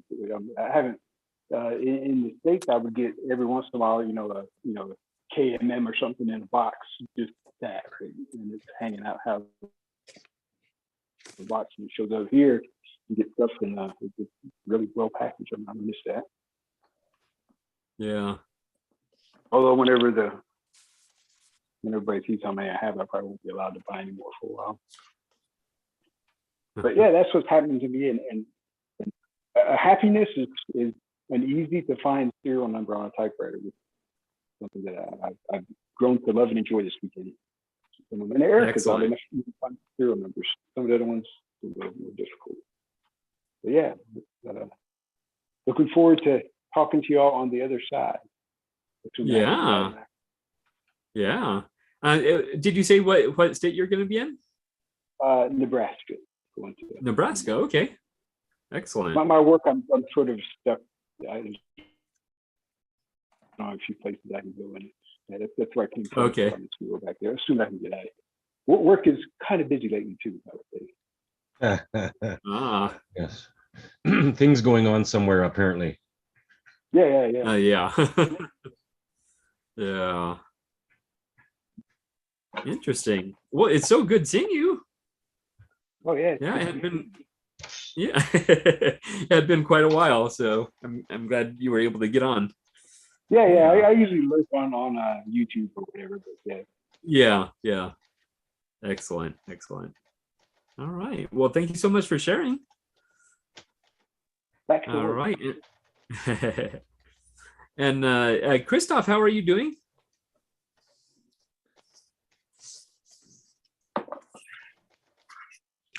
Sorry. That's okay. I'm on internet. Yeah. I will. It's like getting called on in class. Sorry. It's like getting called on in class. In school. Tomorrow afternoon, I will go to another antiques seller. The last guy who sold me my Remington from the army. I will check again. He has always more than 100 typewriters in the car garage. And I think I will find one or two more units. Okay. And it will be my last unit because I haven't many places in my house. Yeah, you're out of room. And I say that, but it's not true. I think I will buy more. But we can always find room. You just stack them and. Yeah, I have to make a new furniture. I have a bookshelf. I will work to have more place to fit new typewriters, and perhaps new camera because my camera shelf is full. And but tomorrow it will be interesting because It's a car garage full of units of typewriting machines. It's pretty Yeah. exciting. Oh man. Yeah. Yeah. That's excellent. And since it's International Happiness Day, what are some things that make you happy? Yeah.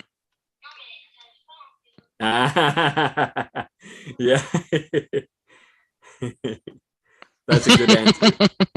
Yep, that's a good answer. Very cool. Very cool. It must keep things lively in your house. It must keep things lively in your house. Yeah. Always things going on. But they are very busy. Yeah. With Minecraft. Oh, okay. Very cool. Excellent. Well, it's good seeing you. Yeah, thank you. Yeah. It's good to see you again. I hope I will show you new stuff in the future. Yeah, that'll be exciting. Christoph, Yeah? one thought. I see behind you there are a bookshelf with typewriters on it. Some portables. If you were to stand the typewriters on the back, you can put more per shelf as opposed to having them laying flat. Yes, That makes I sense? can. I remember I can separate in two parts. Well, I can separate in two parts and have one more just above. Yeah, but not so much that. A lot of the portable typewriters, you can actually stand up on their back. Stand them vertically. Vertically? Yes. Oh, no, I prefer to have Okay. like this. Have them horizontal. Just a thought. Yeah. You want to be able to see them. Yeah. Yeah. Very cool. Up. And after this, I will. I don't think you will see. I have my bookshelves. I will. No, it's impossible due to the light. Okay. Yeah, I will put a new a new shelf here and put more just here. Okay. I have some work. Yeah, you have lots of room there. See. It's a very, very small house. I don't have enough place, but that's cool. And here it's my, if you remember, it's my photo camera shelf. Okay. Yes. With my chemicals and all my photo stuff. Nice. Christophe, je suis désolé, mais votre microphone, c'est très fort. Ah. Oui. Like. Okay. I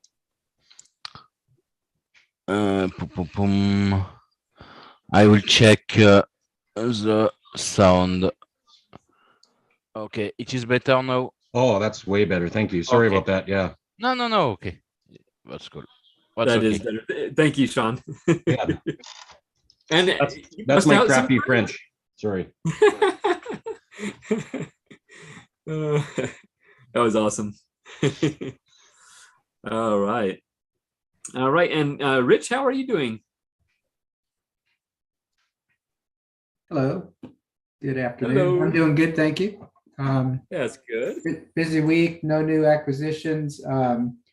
We did go to an arts and crafts festival yesterday and a flea market, but I was kind of saturated with typewriters, so I didn't look. I'll take a break from them. Maybe next month I'll be back on.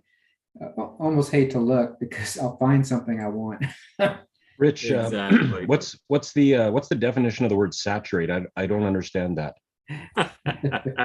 Yeah, it's well, so for me actually, there's a couple different tangents on that. One is I like to write and write music or whatever, and I like to use them, and so there's a lot of them in boxes that I can't have out. Even the ones I have behind me, I don't use. So some of them are set out, but I don't use them. And so I end up using certain ones almost most frequently. And so if I buy another one, I've got to either plan to store it or display something I'm happy using. And so that's kind of a quandary with acquiring more. I'm not telling you anything new, I know, but it's the problem though, or the dilemma is when you see something that you might like in a typewriter, and you decide you want to get it, and now you'll deal with that other part later, and so you become saturated. So that's kind of where I'm at. I've got several that need work, but I seem to be acquiring faster than I could work on them, given my work schedule. So I don't want to get too far ahead of myself with that. It's just a dilemma, you know. Yeah. Maybe it's time to retire. Well, yeah, I know that's 100% true. But I should be retired by the end of December, maybe even September. I'm 20. Oh wow. Yeah, it's been a long ride. And I kind of want to get away from the killing machine and do something creative with my life instead of focusing on Army stuff. And it's been since 77, so a long time. Well, retire quickly, Rich, retire quickly before they keep you because things escalate. I know. Yeah, I know. It's not the first time this cycle has happened, but it just things happen. It's maddening for me, not because I'm with the Army, but just because it's mind-boggling how somebody can decide to do that and have the power to do that. And it makes me very sad on this day of happiness. But I know. But I don't know. Short of going over there, what would I do? It's sort of funny. Elon Musk he said it I guess he said he was serious, but of course it was joking. He was saying he just have a duel with Mr. Kremlin over there, and whoever wins gets the Ukraine. And it sounds so stupid, but it is actually quite brilliant, because what he's doing is he's talking about the one guy that has the power to stop this. There's nobody else that has the power, nobody. And we can either try to stop him, but he's the one that has to stop it. And so it's kind of just what Musk was saying, was he was just focused on where the real problem is. But I ponder that a lot. But on this day of happiness, I did think about what makes me happy. Well, there's the two obvious things. One is my wife makes me happy, and she makes me most happy when she's happy. So there's my mission in life, to make her happy so that I'll be happy. And the other, Eric said it before too, is the family. One of my daughters is married and moved out, and the other one still lives with us, but she'll be moved out soon. And every time we get back together, that's goodness, and I like that. But there's a few other things. I like being creative mostly. I like making music, performing music, writing, recording, things about music I like doing and listening to. I like painting. A lot of this, in fact, all this artwork on my walls is mine. You can see all that. Oh, that's some of it. But I've got a lot of others. And those were a unique style. They were some space art I was doing, but I also do a lot of watercolors and a little bit of acrylic. And I like doing artwork for my travels, which is kind of another thing. I used to belong, or I still belong, to this Urban Sketchers. I don't know if any of you have heard of Urban Sketchers. You go somewhere and sit like in an urban area with a sketchbook, and you can use watercolors, and you just make it on the spot. It's not really landscaping, it's urban, people, kind of places. It's really interesting because it's on the spot. And I used to do that when I was traveling in Europe. Every time we go on a trip, my sketchbook would be with me, and watercolors and stuff. And so there was, that's kind of a comfort place, I think, and just kind of accomplishing that kind of stuff. but that's mostly what makes me happy. I prefer the adventure being over than the actual doing it. That's kind of weird.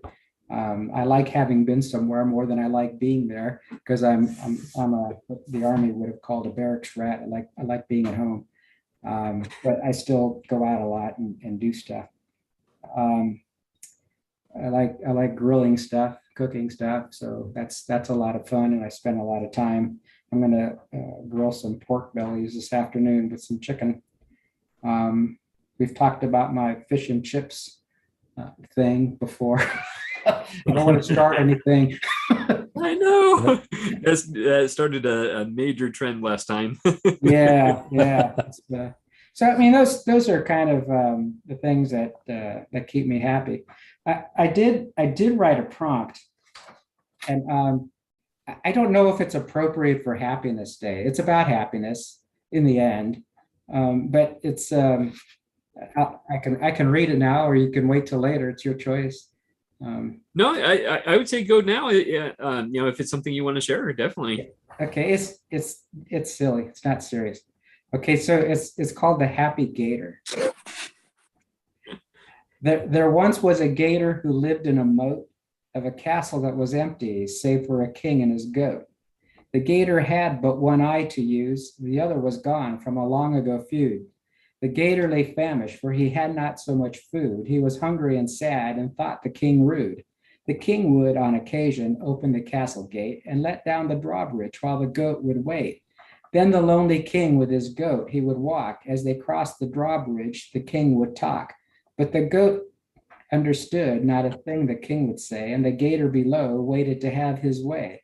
The goat eyed the gator, and the gator eyed the goat, while the king kept talking, ignoring the moat. Then at once the king spied a gleam, a shine in the water, a jewel it might seem. He stepped down off the bridge with his goat by his side and reached for the jewel, but it was just the gator's eye. Then finally, at last, the gator's jaws were snappy. Now the king was more lonely, and the gator was happy. Aw. That's awesome. I love that. That is awesome. Like I said, I don't know if that's happiness or not. Sure. That was awesome. Thank you. Thank you. But other than that, nothing else new. Okay. Now, writing something like that, do you find your songwriting helps a lot with being able to write something like that? So this thing just kind of flew out. I had no idea where it was going. Lots of times songs are, they come in different ways. So sometimes I have an idea that I want to express something and I don't know what it's going to be, the story's going to be like, but it's an idea I want to kind of express. Sometimes my mind's blank and I don't know what I want to write. And so I start with a rhythm or something, and then do some lead work inside of that, and then try to figure out what is this music about? What should it say in terms of lyrics? And then that kind of evolves that way too. And then it's like this, where you just start with something, you don't know how it's going to end unless you have a pre-prepared ending, or the only thing I had in mind with this is that somebody was going to be happy, and it was going to be the gator. How that happened, that kind of evolves on its own. And it's the creative process is really bizarre. I think when you're in it, it just kind of sprouts. Oh yeah, like somebody is inside of you doing something. Definitely. Sometimes it's almost like you start a story and then the story takes on a life of its own and shows you where it wants to go. Yeah, absolutely. That's and same with the music. Or some of these poems that I've written. I've written a lot of other poems. Not necessarily that format, but it's just you really don't know where you're going to go with it till it takes you there. And you look at some of these, when you look at writers like Stephen King says that he's not thinking of the end. He says you just start and just see where the story goes. But you'll read other writers, they definitely have a formatted way of saying, well, you got to draw the outline, you got to know how it's going to end, you got to know how it's going to start, and start filling it in, which is a totally different mindset. It's a lot more structured. It's better. It's up to the I forget Yeah. which side is which, but I know that it's generally recognized that one side of your brain is creative, the other side is logic. Yeah, right is art, left is supposed to be logic. Yeah, and so you start out with your left brain, I think. Right brain. Then you start writing. Then left brain takes over, and right brain doesn't know what left brain is saying, but the words just flow. Yeah. Yeah, I don't know how it is. I'd be curious to find out how it is with like all of you or other people too.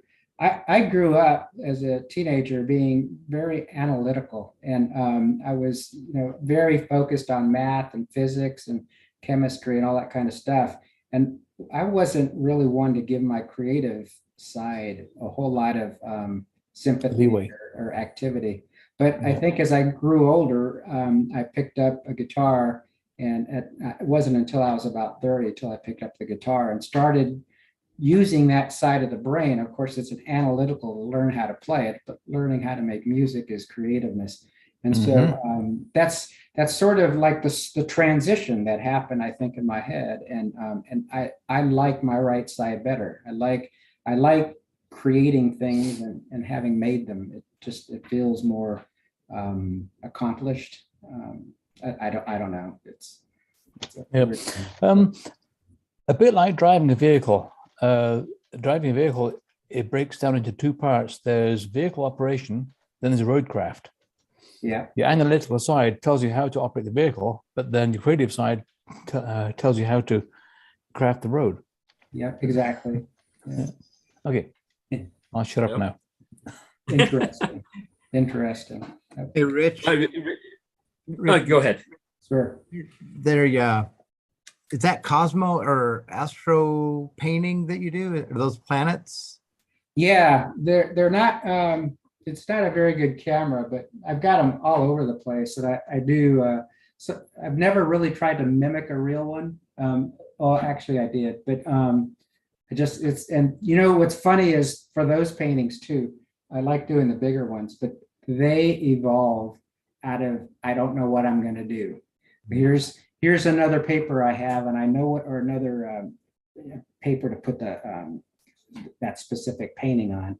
And I start with something, and then just by looking at it, it tells me what it wants to be. It's sort of like Michelangelo carving. There is a statue inside this giant piece of rock, and so he tries to get it out. And that's sort of like the way that happens with me. And sometimes I'll get brain dead on a piece of art that I'm working on. I don't know where it's going. I'm completely lost, and it'll stay there for weeks until I decide, okay, I've got to focus. But I liked astronomy even when I went to my first observatory when I was like around 6th grade, 5th grade, and I've just been into astronomy ever since. So that's why I do this. One thing you can do, like for paintings. Yeah, oh, that's nice. Yeah. Type your stuff on the back. That's cool. Yeah. Yeah, that's a good way. Did you do that? No, this was 1886. Whoever framed it put it together, and they took the typing and put it back on. That's cool.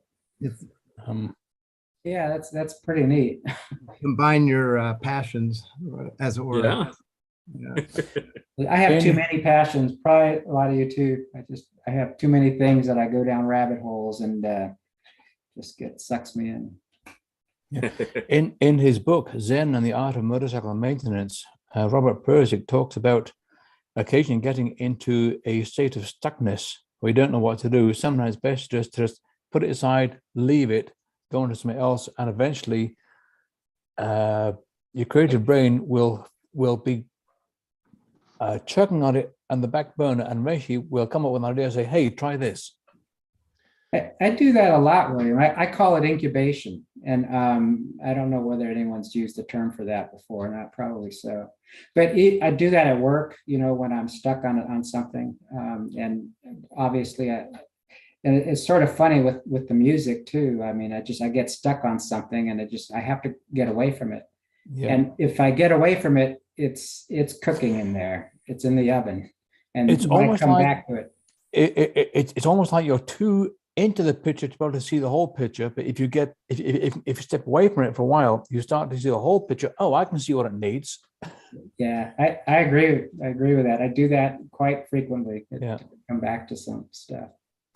It used to feel frustrating when I was a lot younger, when I just finish it, you know, and then whatever it is, you know, you feel compelled, or maybe society teaches you to feel compelled to finish some things before you move on. But now I really learned that I don't have to. If I'm stuck, move away and do something else. And yeah, it's kind of weird. Yeah. Excellent. Well, thank you so much for sharing, Rich. Thank you. Dan, how are you? Dan Linder. Hello. Hi. Nice to see you all. Good to see you too. Yeah. Nice to be here. Nice to have you here in the companies. I'm broadcasting live from my wife's office. Oh. So it's very neat over here. It doesn't look like my office at all, but very neat and clean. Excellent. Yeah. Is there anything new in your world? No, not really. Not speaking of typewriters or anything. It's much been a very quick week. It came and went. I booked some vacation for me and my fiance, my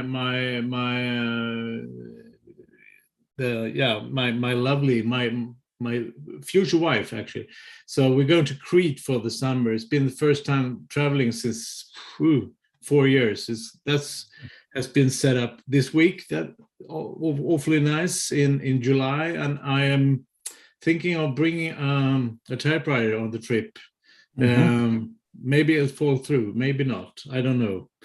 But it's yeah. Well, listen, I'm a little bit of a typewriter diet now, as well as on a book diet, because I don't really have the shelf space anymore. I have a tiny storage bin downtown, which is literally filled up with all the shelves. So I gotta do something. So I'm buying anything now, books or typewriters, unfortunately. But speaking of, I listened to you guys talking about the writing and the different parts of the brain. I'm actually here with, speaking of practicing the Stephen King method of not outlining anything. So I got 2 volumes of an old novel here that I didn't outline, and I've been lying around for 3 years, and I really can't tell what is supposed to how it's supposed to continue. So I have to reread it in order to make up the ending. So it's I can always try the Stephen King ending, you know, burn the whole place down, but that's a good thing. But it's very, very interesting. I've been this kind of novel, this kind of book project, I was not outlining at all. And then I just finished another book project that has been outlined, that I knew all the scenes, all the things from the beginning. And then, as you said, it's 2 different kind of experiences. So this one is very much on flow. It's about 700 pages now and counting in a first draft. So I got to trim it down, but it's very nice to see, you know, just let it flow. I won't edit it. I have edited on paper, but I won't, you know, stop and think, okay, should this really be here? So it just flows. So it might be a tiny novel for all I know after revising it, but it's a very good thing to have. It's a very good thing. So at some point, you have characters, main characters, and a storyline. And at some point, once you have that, doesn't a structure appear? Wouldn't a structure appear? And then you kind of think, where is this going and why? And what's is there a message or not? Or I mean, yeah. And I have this one. This is about movie freaks in the summer of '99 when episode 1 premiered and everything. Star Wars fans. So this is what they're doing. And actually the genesis of this book that was not outlining was just a picture. It was an image of a person riding his bike with a can of Coke and you know, 4 or 5 video cassettes, cartridges on the back of his bike, going home for to his friend, having a film marathon. So that's the whole thing. It's very, very fluid, and it operates like a movie. So it cuts between different takes, and that was the genesis. That was only, speaking of, I knew 3 of the characters basically, and then I started to evolve from there. So it's really a passion project, because it's I don't know if it's going to be finished anytime soon. I hope to finish it by May or something. Sounds like a rabbit hole. Yeah. Speaking of, don't know what to, this has been lying around for, I think, at least a good 2 years, and I thought I will manage it. I will manage it to remember what I thought, but I don't think I had ever had an ending planned. So the final scene, the final page, I don't know maybe I'll find out. Probably I'll find out. So that's kind of cool too, because I don't know where we're going to end up, me and the characters. So it's good luck. Yeah, thank you. I might need it. Thank you. That's awesome. Yeah. And it's International Happiness Day. So what are some things that make you happy? My future wife, my son, and typewriters, and wine, and movies. That's about it. Yeah. Okay. Excellent. So well, thank you so much, Dan. Thank you. All right. And Sam, how are you doing? Oh. Oh, you just muted yourself. You muted me. Okay, or unmuted me. Hi. There we go. Glad how are you finally doing? did it. You hear me? Yeah. Yeah, Yes, finally. I'm house sitting, cat sitting. And so okay. I'm going to be doing this on and off for several weeks at different places. So this is my first morning here. And I'm just making envelopes. So yeah. yeah.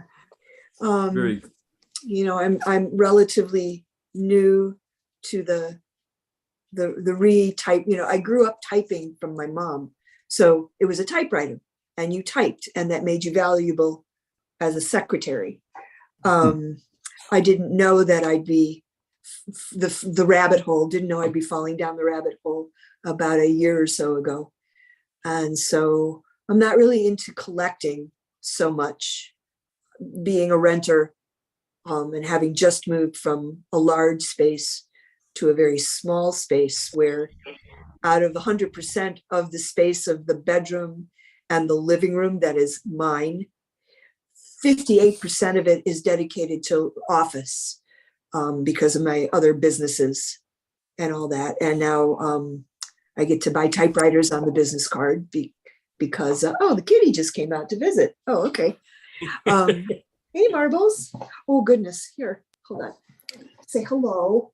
Here's Marbles. You get Marbles. Oh, tuxedo. Yeah, she's a cutie. She slept with me last night. She's very vocal. She's jumping all over everything. And okay, anyway. So yeah. Now I have 7 or 8. I've had several pass through my hands because I pick up something that looks valuable. I'm really close to the new type space that opened up in Portland. And so I'm constantly finding typewriters that might be a good deal. And I go and I'm like, hey, you take $25 for this? And they're like, how about 30? I'm like, okay. And then I go over to Tony's place and he starts turning it upside down and over. And what's happening starting tomorrow, I'm going to start apprenticing for repair. Oh my.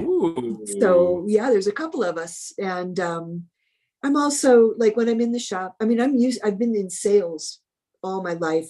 I'm friendly to people.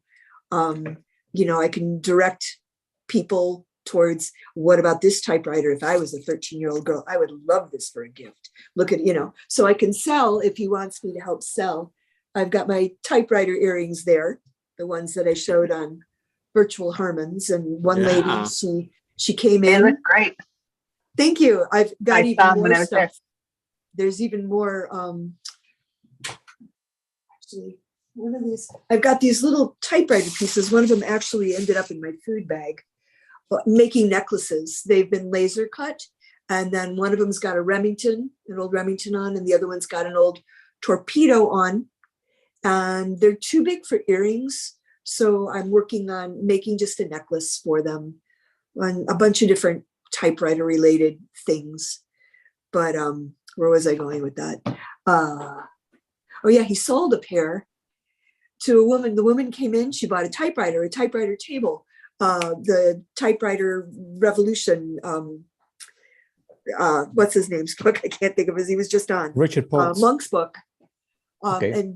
And a pair of earrings and everything. And I said, wow, someone's going to get a really nice gift. And he goes, I think she's buying for herself. And so they just lifted the mask mandate here in Oregon. We're one of the latest ones on that. And so his space, if you haven't checked it out yet, the type space is now going to be used for what he intended it to be, besides selling typewriters, as a community spot. And there's this great big table in the middle, and people can come in and just type a letter or whatever. We're working on different presentations. I'm an ex-secretary, so I might put together something where I teach people to type, like a beginning class. And he was interviewed. I don't know if you saw the Coin 6 interview. Yes. That was, I'm like, it's still dark outside. He's like, yeah. And I got into an interview doing my typewriter poetry on the open of our Portland Saturday Market on March 5th. And I was out there with my little poem sign and did fabulous. And they interviewed me as well. So that was kind of cool. That's all on my page. So yeah, my latest acquisition, a friend of mine who lives about 35 miles from here, he just shows me a picture at the restore. He goes, hey, Sam, thought you might be interested in this black typewriter. I know nothing about it. And I'm like, thanks. I didn't need to know about that. And I thought about it overnight, and then they were closed on Monday. So I drove out. I'm like, oh, I haven't taken a drive. Drove out, turned it upside down and over, learning what I've learned so far about repairs and different things to look at. The one that I had bought myself for my birthday ended up being, it was a 1928 Corona 4 Mountain Ash Red. I could have bought a whole new one already refurbished for the same amount that it would have cost me. All the rubbers were flattened out, and it looked, he said, like it had been in a box in a hot garage for 30 years. And so I'm like, okay, what do I do with this? What's it worth to you? And so he ended up taking it and made me a trade for an Empire Aristocrat, which I had already traded in my Zephyr and my Rocket some time ago. This one's snappy, it works, and it fits in the Heidi spot where I'm in my Volvo, in the back in the wagon, where the chair usually goes. It's just, I can stick it back there when I camp. So it's not like, oh, look, there's something to steal. And I need to get a new ribbon for that. But so anyway, I drove out there and I brought it home. It's a 1926. I took a picture. I'm not with it. What did I buy? Sometimes you forget, right? Oh yeah. What is it? Oh, here it is. It's a Royal. No, that's my old Royal. I think it's a Royal. I can't think of what it is. Like, it's a 4-bank. It was the first year they made it. Oh, it's a Royal Portable, right? Yeah, I think it's just a Royal Portable, 1926. And it's an excellent order. I don't even think there's a ding or a scratch. It's just like fuzzy inside. So I got the thumbs up on it. I said, all right, so what day are we going to start, Tony? And he says, whenever you want. Okay, cool. So I guess you're going to probably show me like how to remove the platens and stuff like that on your machines to get them ready. He goes, oh no, you're not working on my investments. You're going to bring yours in. I'm going to start you on yours. So, and then he said, that way I won't have to clean them for you. So that's my first one I'm going to bring in because it seems like it doesn't have any real problems. So I'll be focusing on removing screws and learning names and all that sort of thing. So yeah. Exciting. Sam, you're talking about your early career as being a secretary and typespace being used for it is, I'm almost thinking that today's youth could actually use some education in how to properly format a letter. Yeah, I don't know if it still applies. I mean, they're saying you don't need two spaces after we've left the typewriter era, we don't need two spaces after a period anymore. I'm like, excuse me. This is a typewriter. This is a typewriter. Yeah. So, there's the classic way or the new ways. Yeah. I guess I'm thinking about where to put the return address and the date and the salutation. Do you indent or do you double or do you double line space between paragraphs? Or a lot of it is a matter of personal choice. Yeah. My wife and I actually had quite a long discussion about whether to double space after a period, because I had learned to do that, and so we're doing that on my computer. And she told me you don't need to that. I said, and who said and when did they say? Well, didn't she do some research? And she brought up the actual official document from the Institute of Writing or somewhere from somewhere down in wherever it is. And actually, I brought it up and I was able to read all 5 pages of it. And oh, okay, interesting. So they were saying that you don't need double space? With proportional spacing on computers, no. In monospacing, it's optional. On typewriter, it's recommended because then you can differentiate between a period after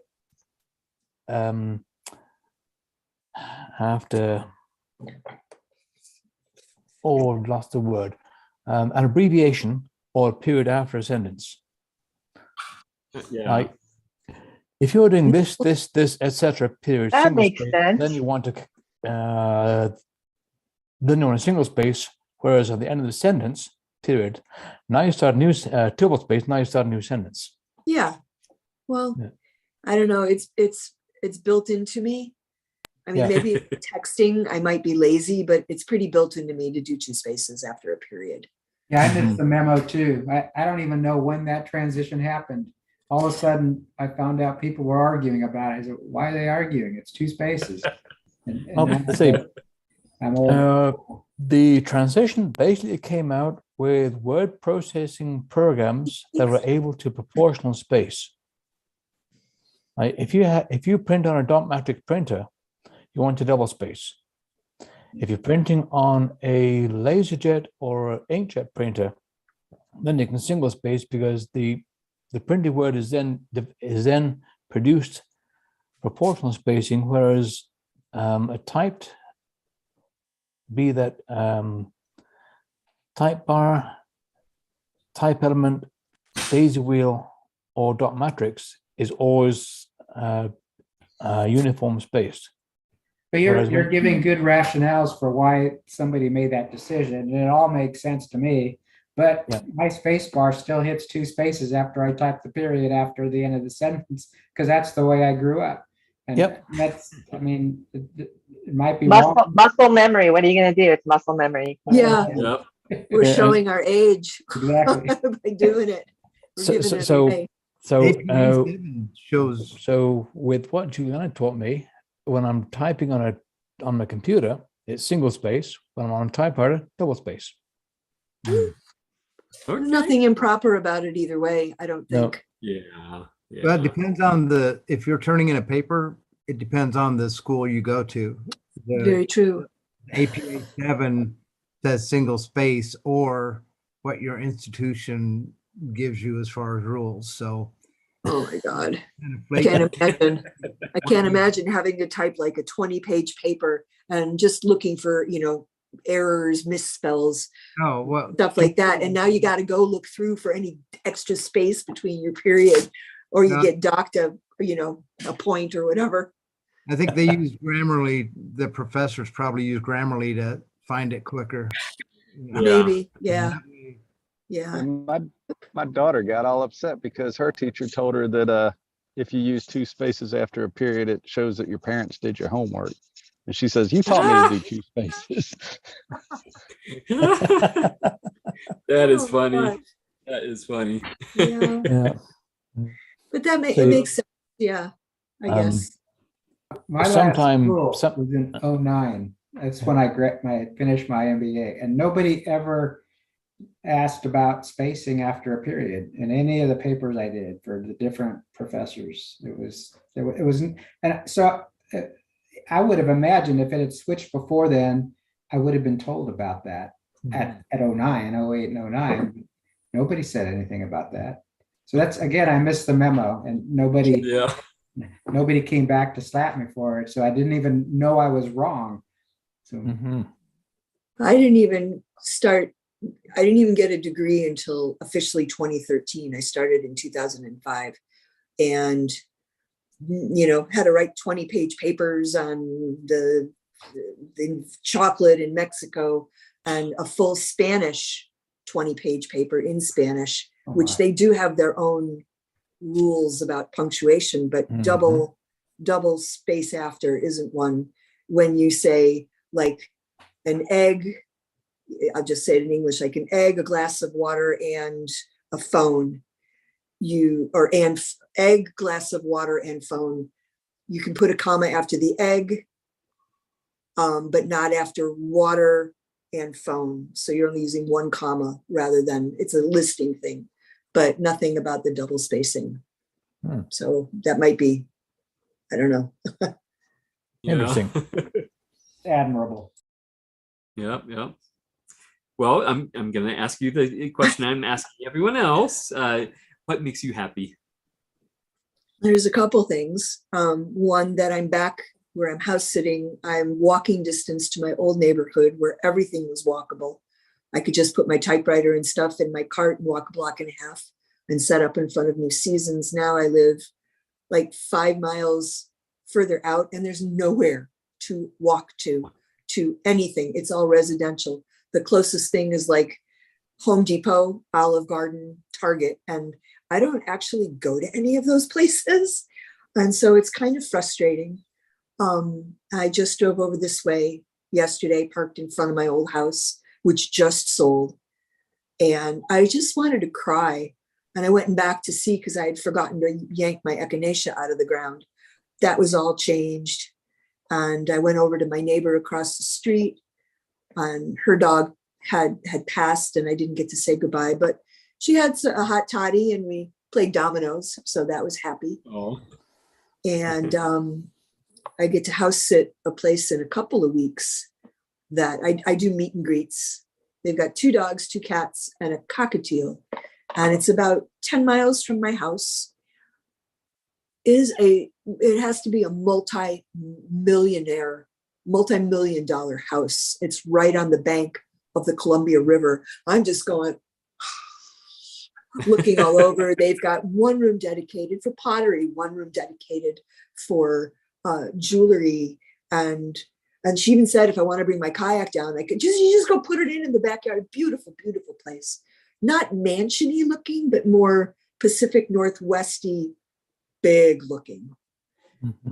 And the other thing that just happened while we were here, which made me really happy, for you, it's the day of happiness.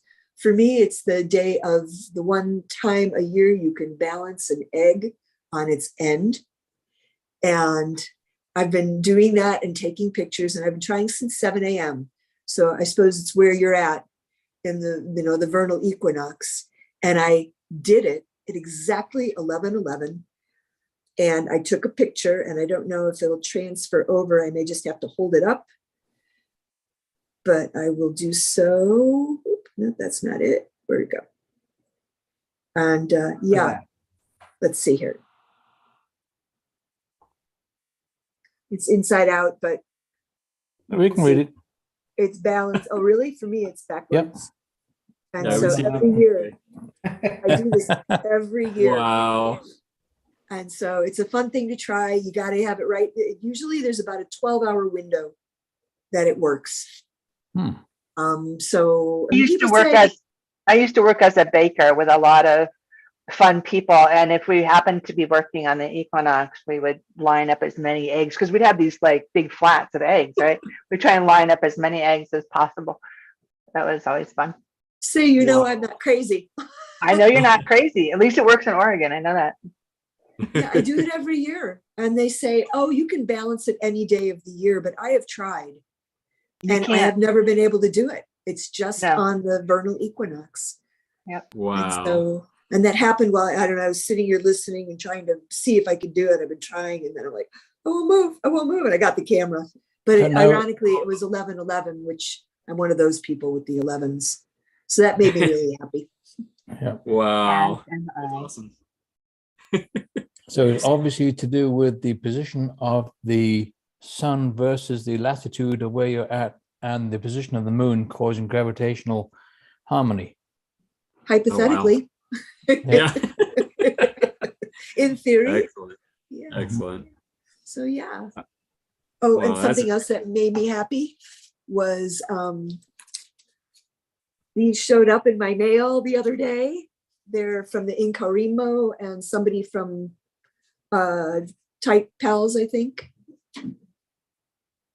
One Excellent. and when I did my what's in the box, somebody responded, and I realized she was somebody who friend requested me. And then we got on the phone, and she immediately got off the phone and typed me this. How do people do this? Do they make them? Crazy. Do they just do all the stamping themselves? And I mean, how much scrapbooking do I have to, how much scrapbook stuff do I have to buy? So those are happy things for sure. Yeah. All in thanks to the typewriter community that I dropped into just very recently. Yeah, very cool. As I said in my type prompt, one of the things that makes me happy is to find a prettily decorated envelope in my mailbox. Yeah. Makes my mailbox smile, because after moving, I'm getting all these bills. I'm like, oh, I just throw it over there. So it's exciting to get something like that. And I just sent 2 postcards out as well. So it's just fun. Yeah. All right. Hey, you. Well, thank you so much for sharing. Cats on the fridge. All right, that's a good time. Hey. All right, thank you. Thank you. Marbles, get over here. All right. Carrie, how are you doing? Gosh, bad kitty. Hey, I'm a little disoriented. Can you hear me? Yes. Headset. I don't have much. Hey, kitty. Hey, Stan, we can hear you. Oh, Who else is sorry. watching Sam's cat? It's not a noiseless cat. Yeah. Pretty entertaining.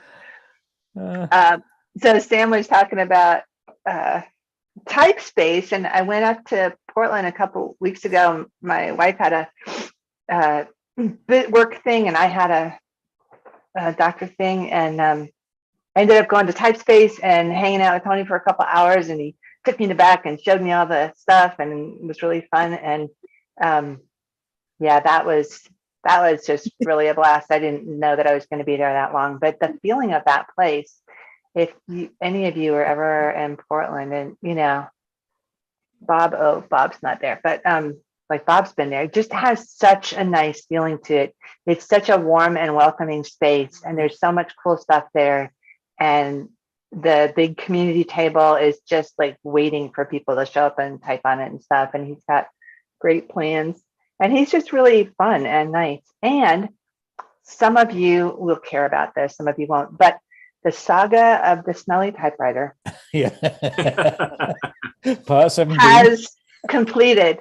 So it's not a typewriter smelly, but it was a typewriter that I got that had dryer sheets packed in it, and I'm allergic to that. And I tried for months to get the smell out and couldn't do that. And it was very sad because it was supposed to be my birthday present a year ago. Anyway, so I finally, I thought, you know what? I'm going to go up. Sam, you're unmuted again, just FYI. Oh, because I wanted to ask you a question. Oh. Where are you located that you were in Portland? Where am I located? I'm in Eugene. Oh, okay. Okay. I was just wondering. So I always like to meet people when they come to visit up in Portland. Okay. That was all I wanted to know. Yeah. Remember you messaged me and said I should have told you when we could have met there. But that's right. That's right. Our schedule was too wacky. I didn't get to meet up with any of my Portland peeps, but well, next time. Yeah, I'll be up again. Okay. Anyway, so just on a whim, I took the smelly typewriter up there and I brought it in and said, "Hey, Tony, don't you want this? Don't you think you could sell this?" And he checked it out and he liked it and he gave me store credit for it. So that's done. And someday when I really need another typewriter, I have a place to go and get a really cool one. And his prices are really reasonable. So I'm very excited that someday I will get a typewriter from him. So that wraps up that saga. Yeah.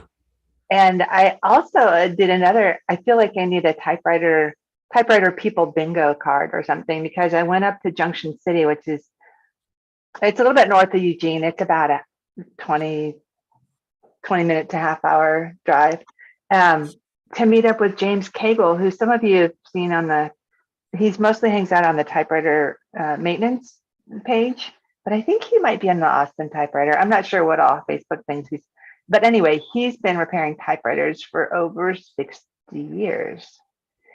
And I know, so you do the math, right? He wasn't 2 years old when he started. And he and I have been like messaging back and forth a little bit. And I knew about him when I lived here before, but I never got up there. And then I had been messaging with him and trying to get up there since we got back here in August. So I finally got to go see him and hang out with him and see his, it started in his living room, all the cool typewriters, and then his dining room, all the cool typewriters piled on the table and under the table and stuff. And then here's the workshop and all the cool typewriters. And then out in the backyard to the shed that was supposed to be the typewriter workshop that was full of cool typewriters. And so that was just like one thing after another. And he has, Tony has one at Typespace too, but he has a book writer up there that works. And that was exciting. Like, that's one of those things where you're like, oh, that would be really cool. I want that. And then like, let's not get too ridiculous here, because I don't think I'm going to write a book on a typewriter like that. But anyway, it was just fun seeing like he has everything, and he worked for Remington Rand for years, and he just has everything from, Oliver's and up through Daisyville and IBM's and stuff. I mean, he has it all. And he's still doing repairs for people and stuff too. And that was impressive. And he's trying to train his grandson. And he says he's really good at it, but it's hard to get him over to work on typewriters because he has a girlfriend and a car and I don't know what else, but anyway, a teenager.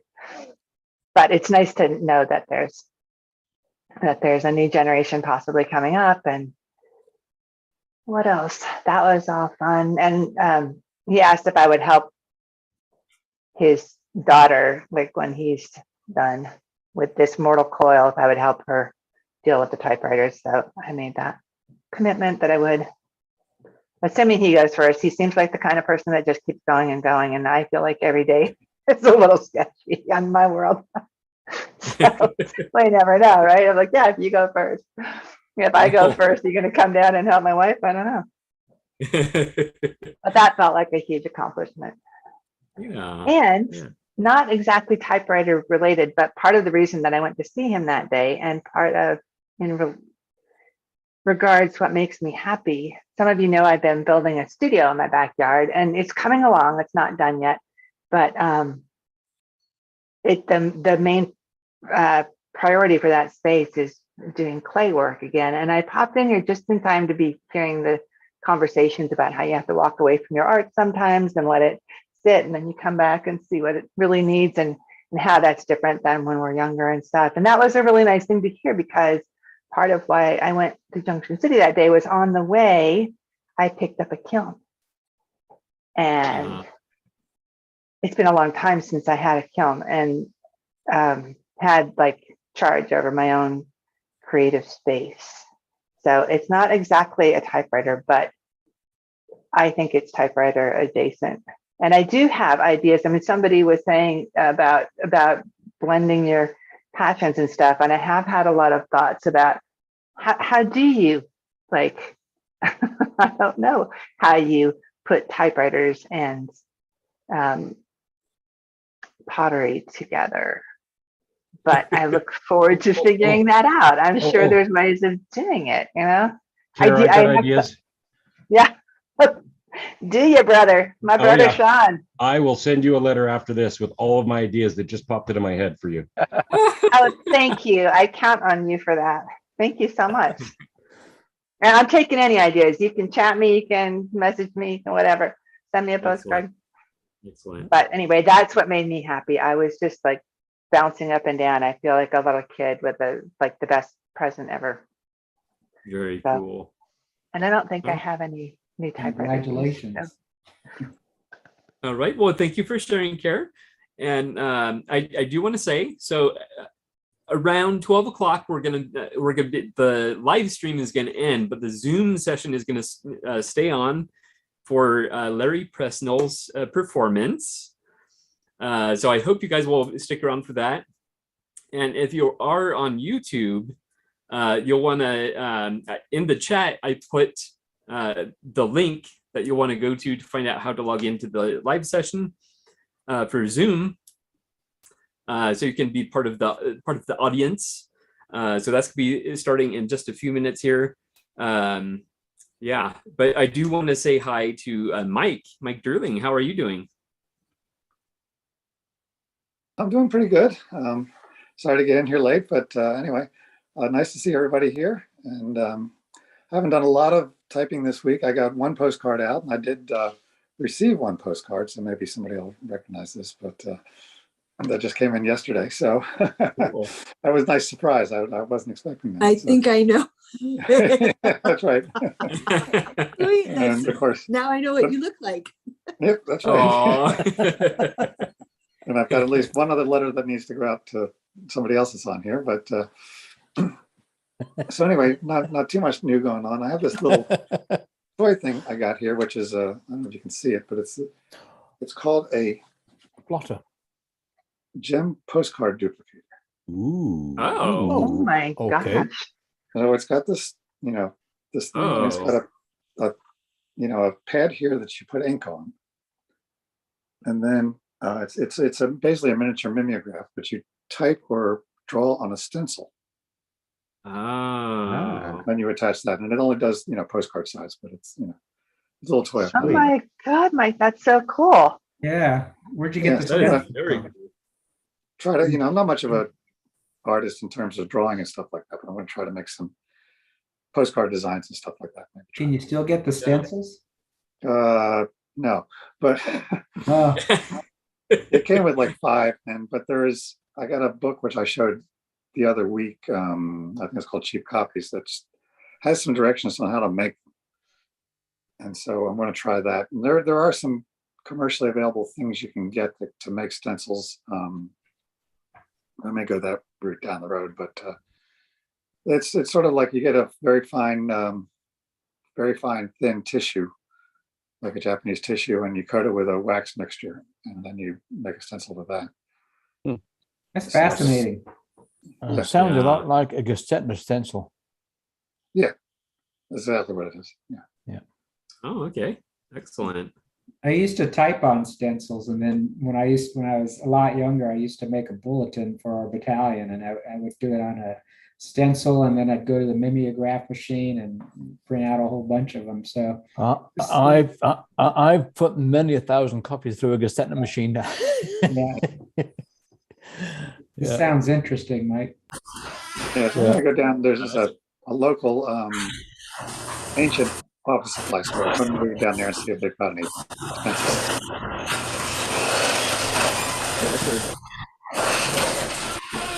Okay. Is somebody opening garage door? I don't know.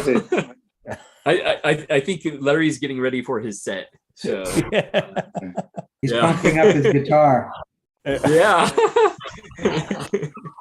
That's funny.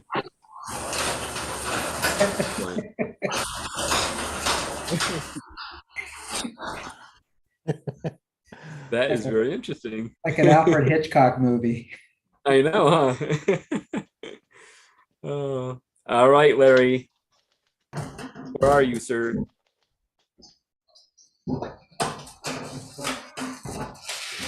He's still getting ready. Hello. Oh, there we go. There we go. So, Excellent.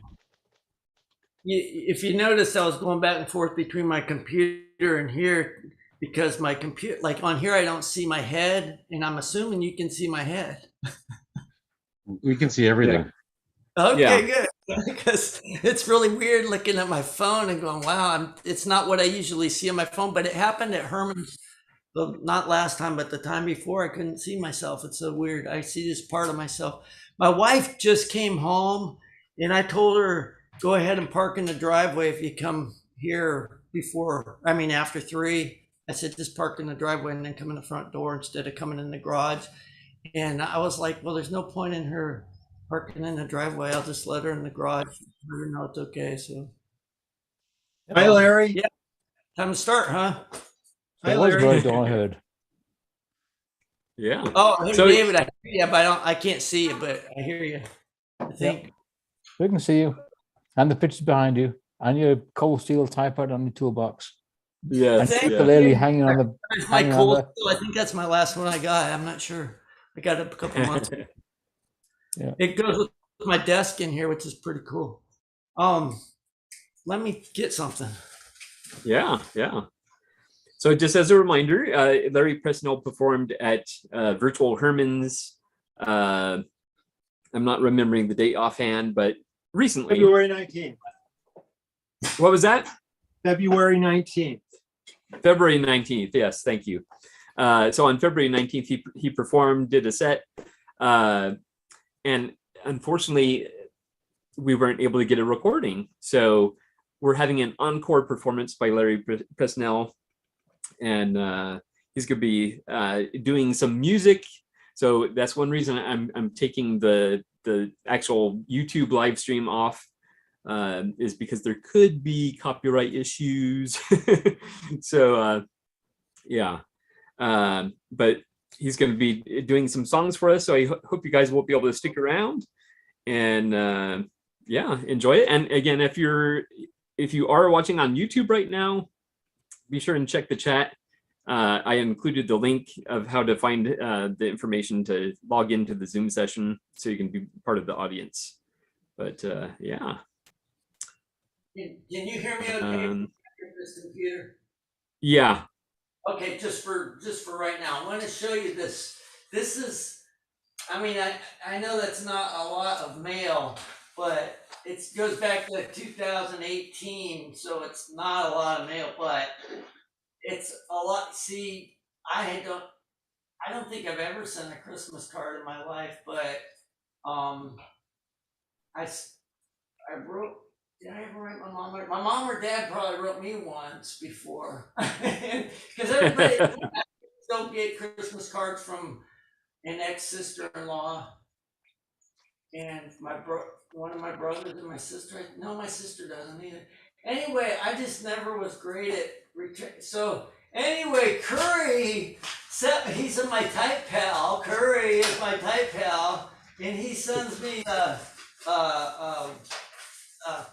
postcard and a letter, which is, oh my God, when I see, I got this yesterday, and front and back plus a postcard, and I'm like, oh gosh, I feel so guilty now because it's like, how am I gonna do? And I'm like, I'll get all these cards together and letters and bring them out to my garage. I'll set my typewriter up, and I'll start with 2018 answering letters, and hopefully they live there still. Send letters to people, and I'm like, I'm thinking of the song, getting cards and letters from people I don't even know. That song it's Rhinestone Cowboy. Oh. Campbell song he sings, getting cards and letters from people I don't even know. So I'm like, I ended up writing 2 more songs yesterday because of your letter, Curry. So I didn't write any letters, but I wrote 2 more songs. So here we go. Excellent. Yeah, so anyway, I am gonna answer all these letters, and I really do feel guilty, and I really feel like I ought to start with the oldest one, because how would the person feel if they see that I sent a letter to Curry and then they're like, yeah, I wrote him in 2018 and he never answered me. So I think I need to do it like that. Maybe I worry too much. I don't know. Okay, let's see.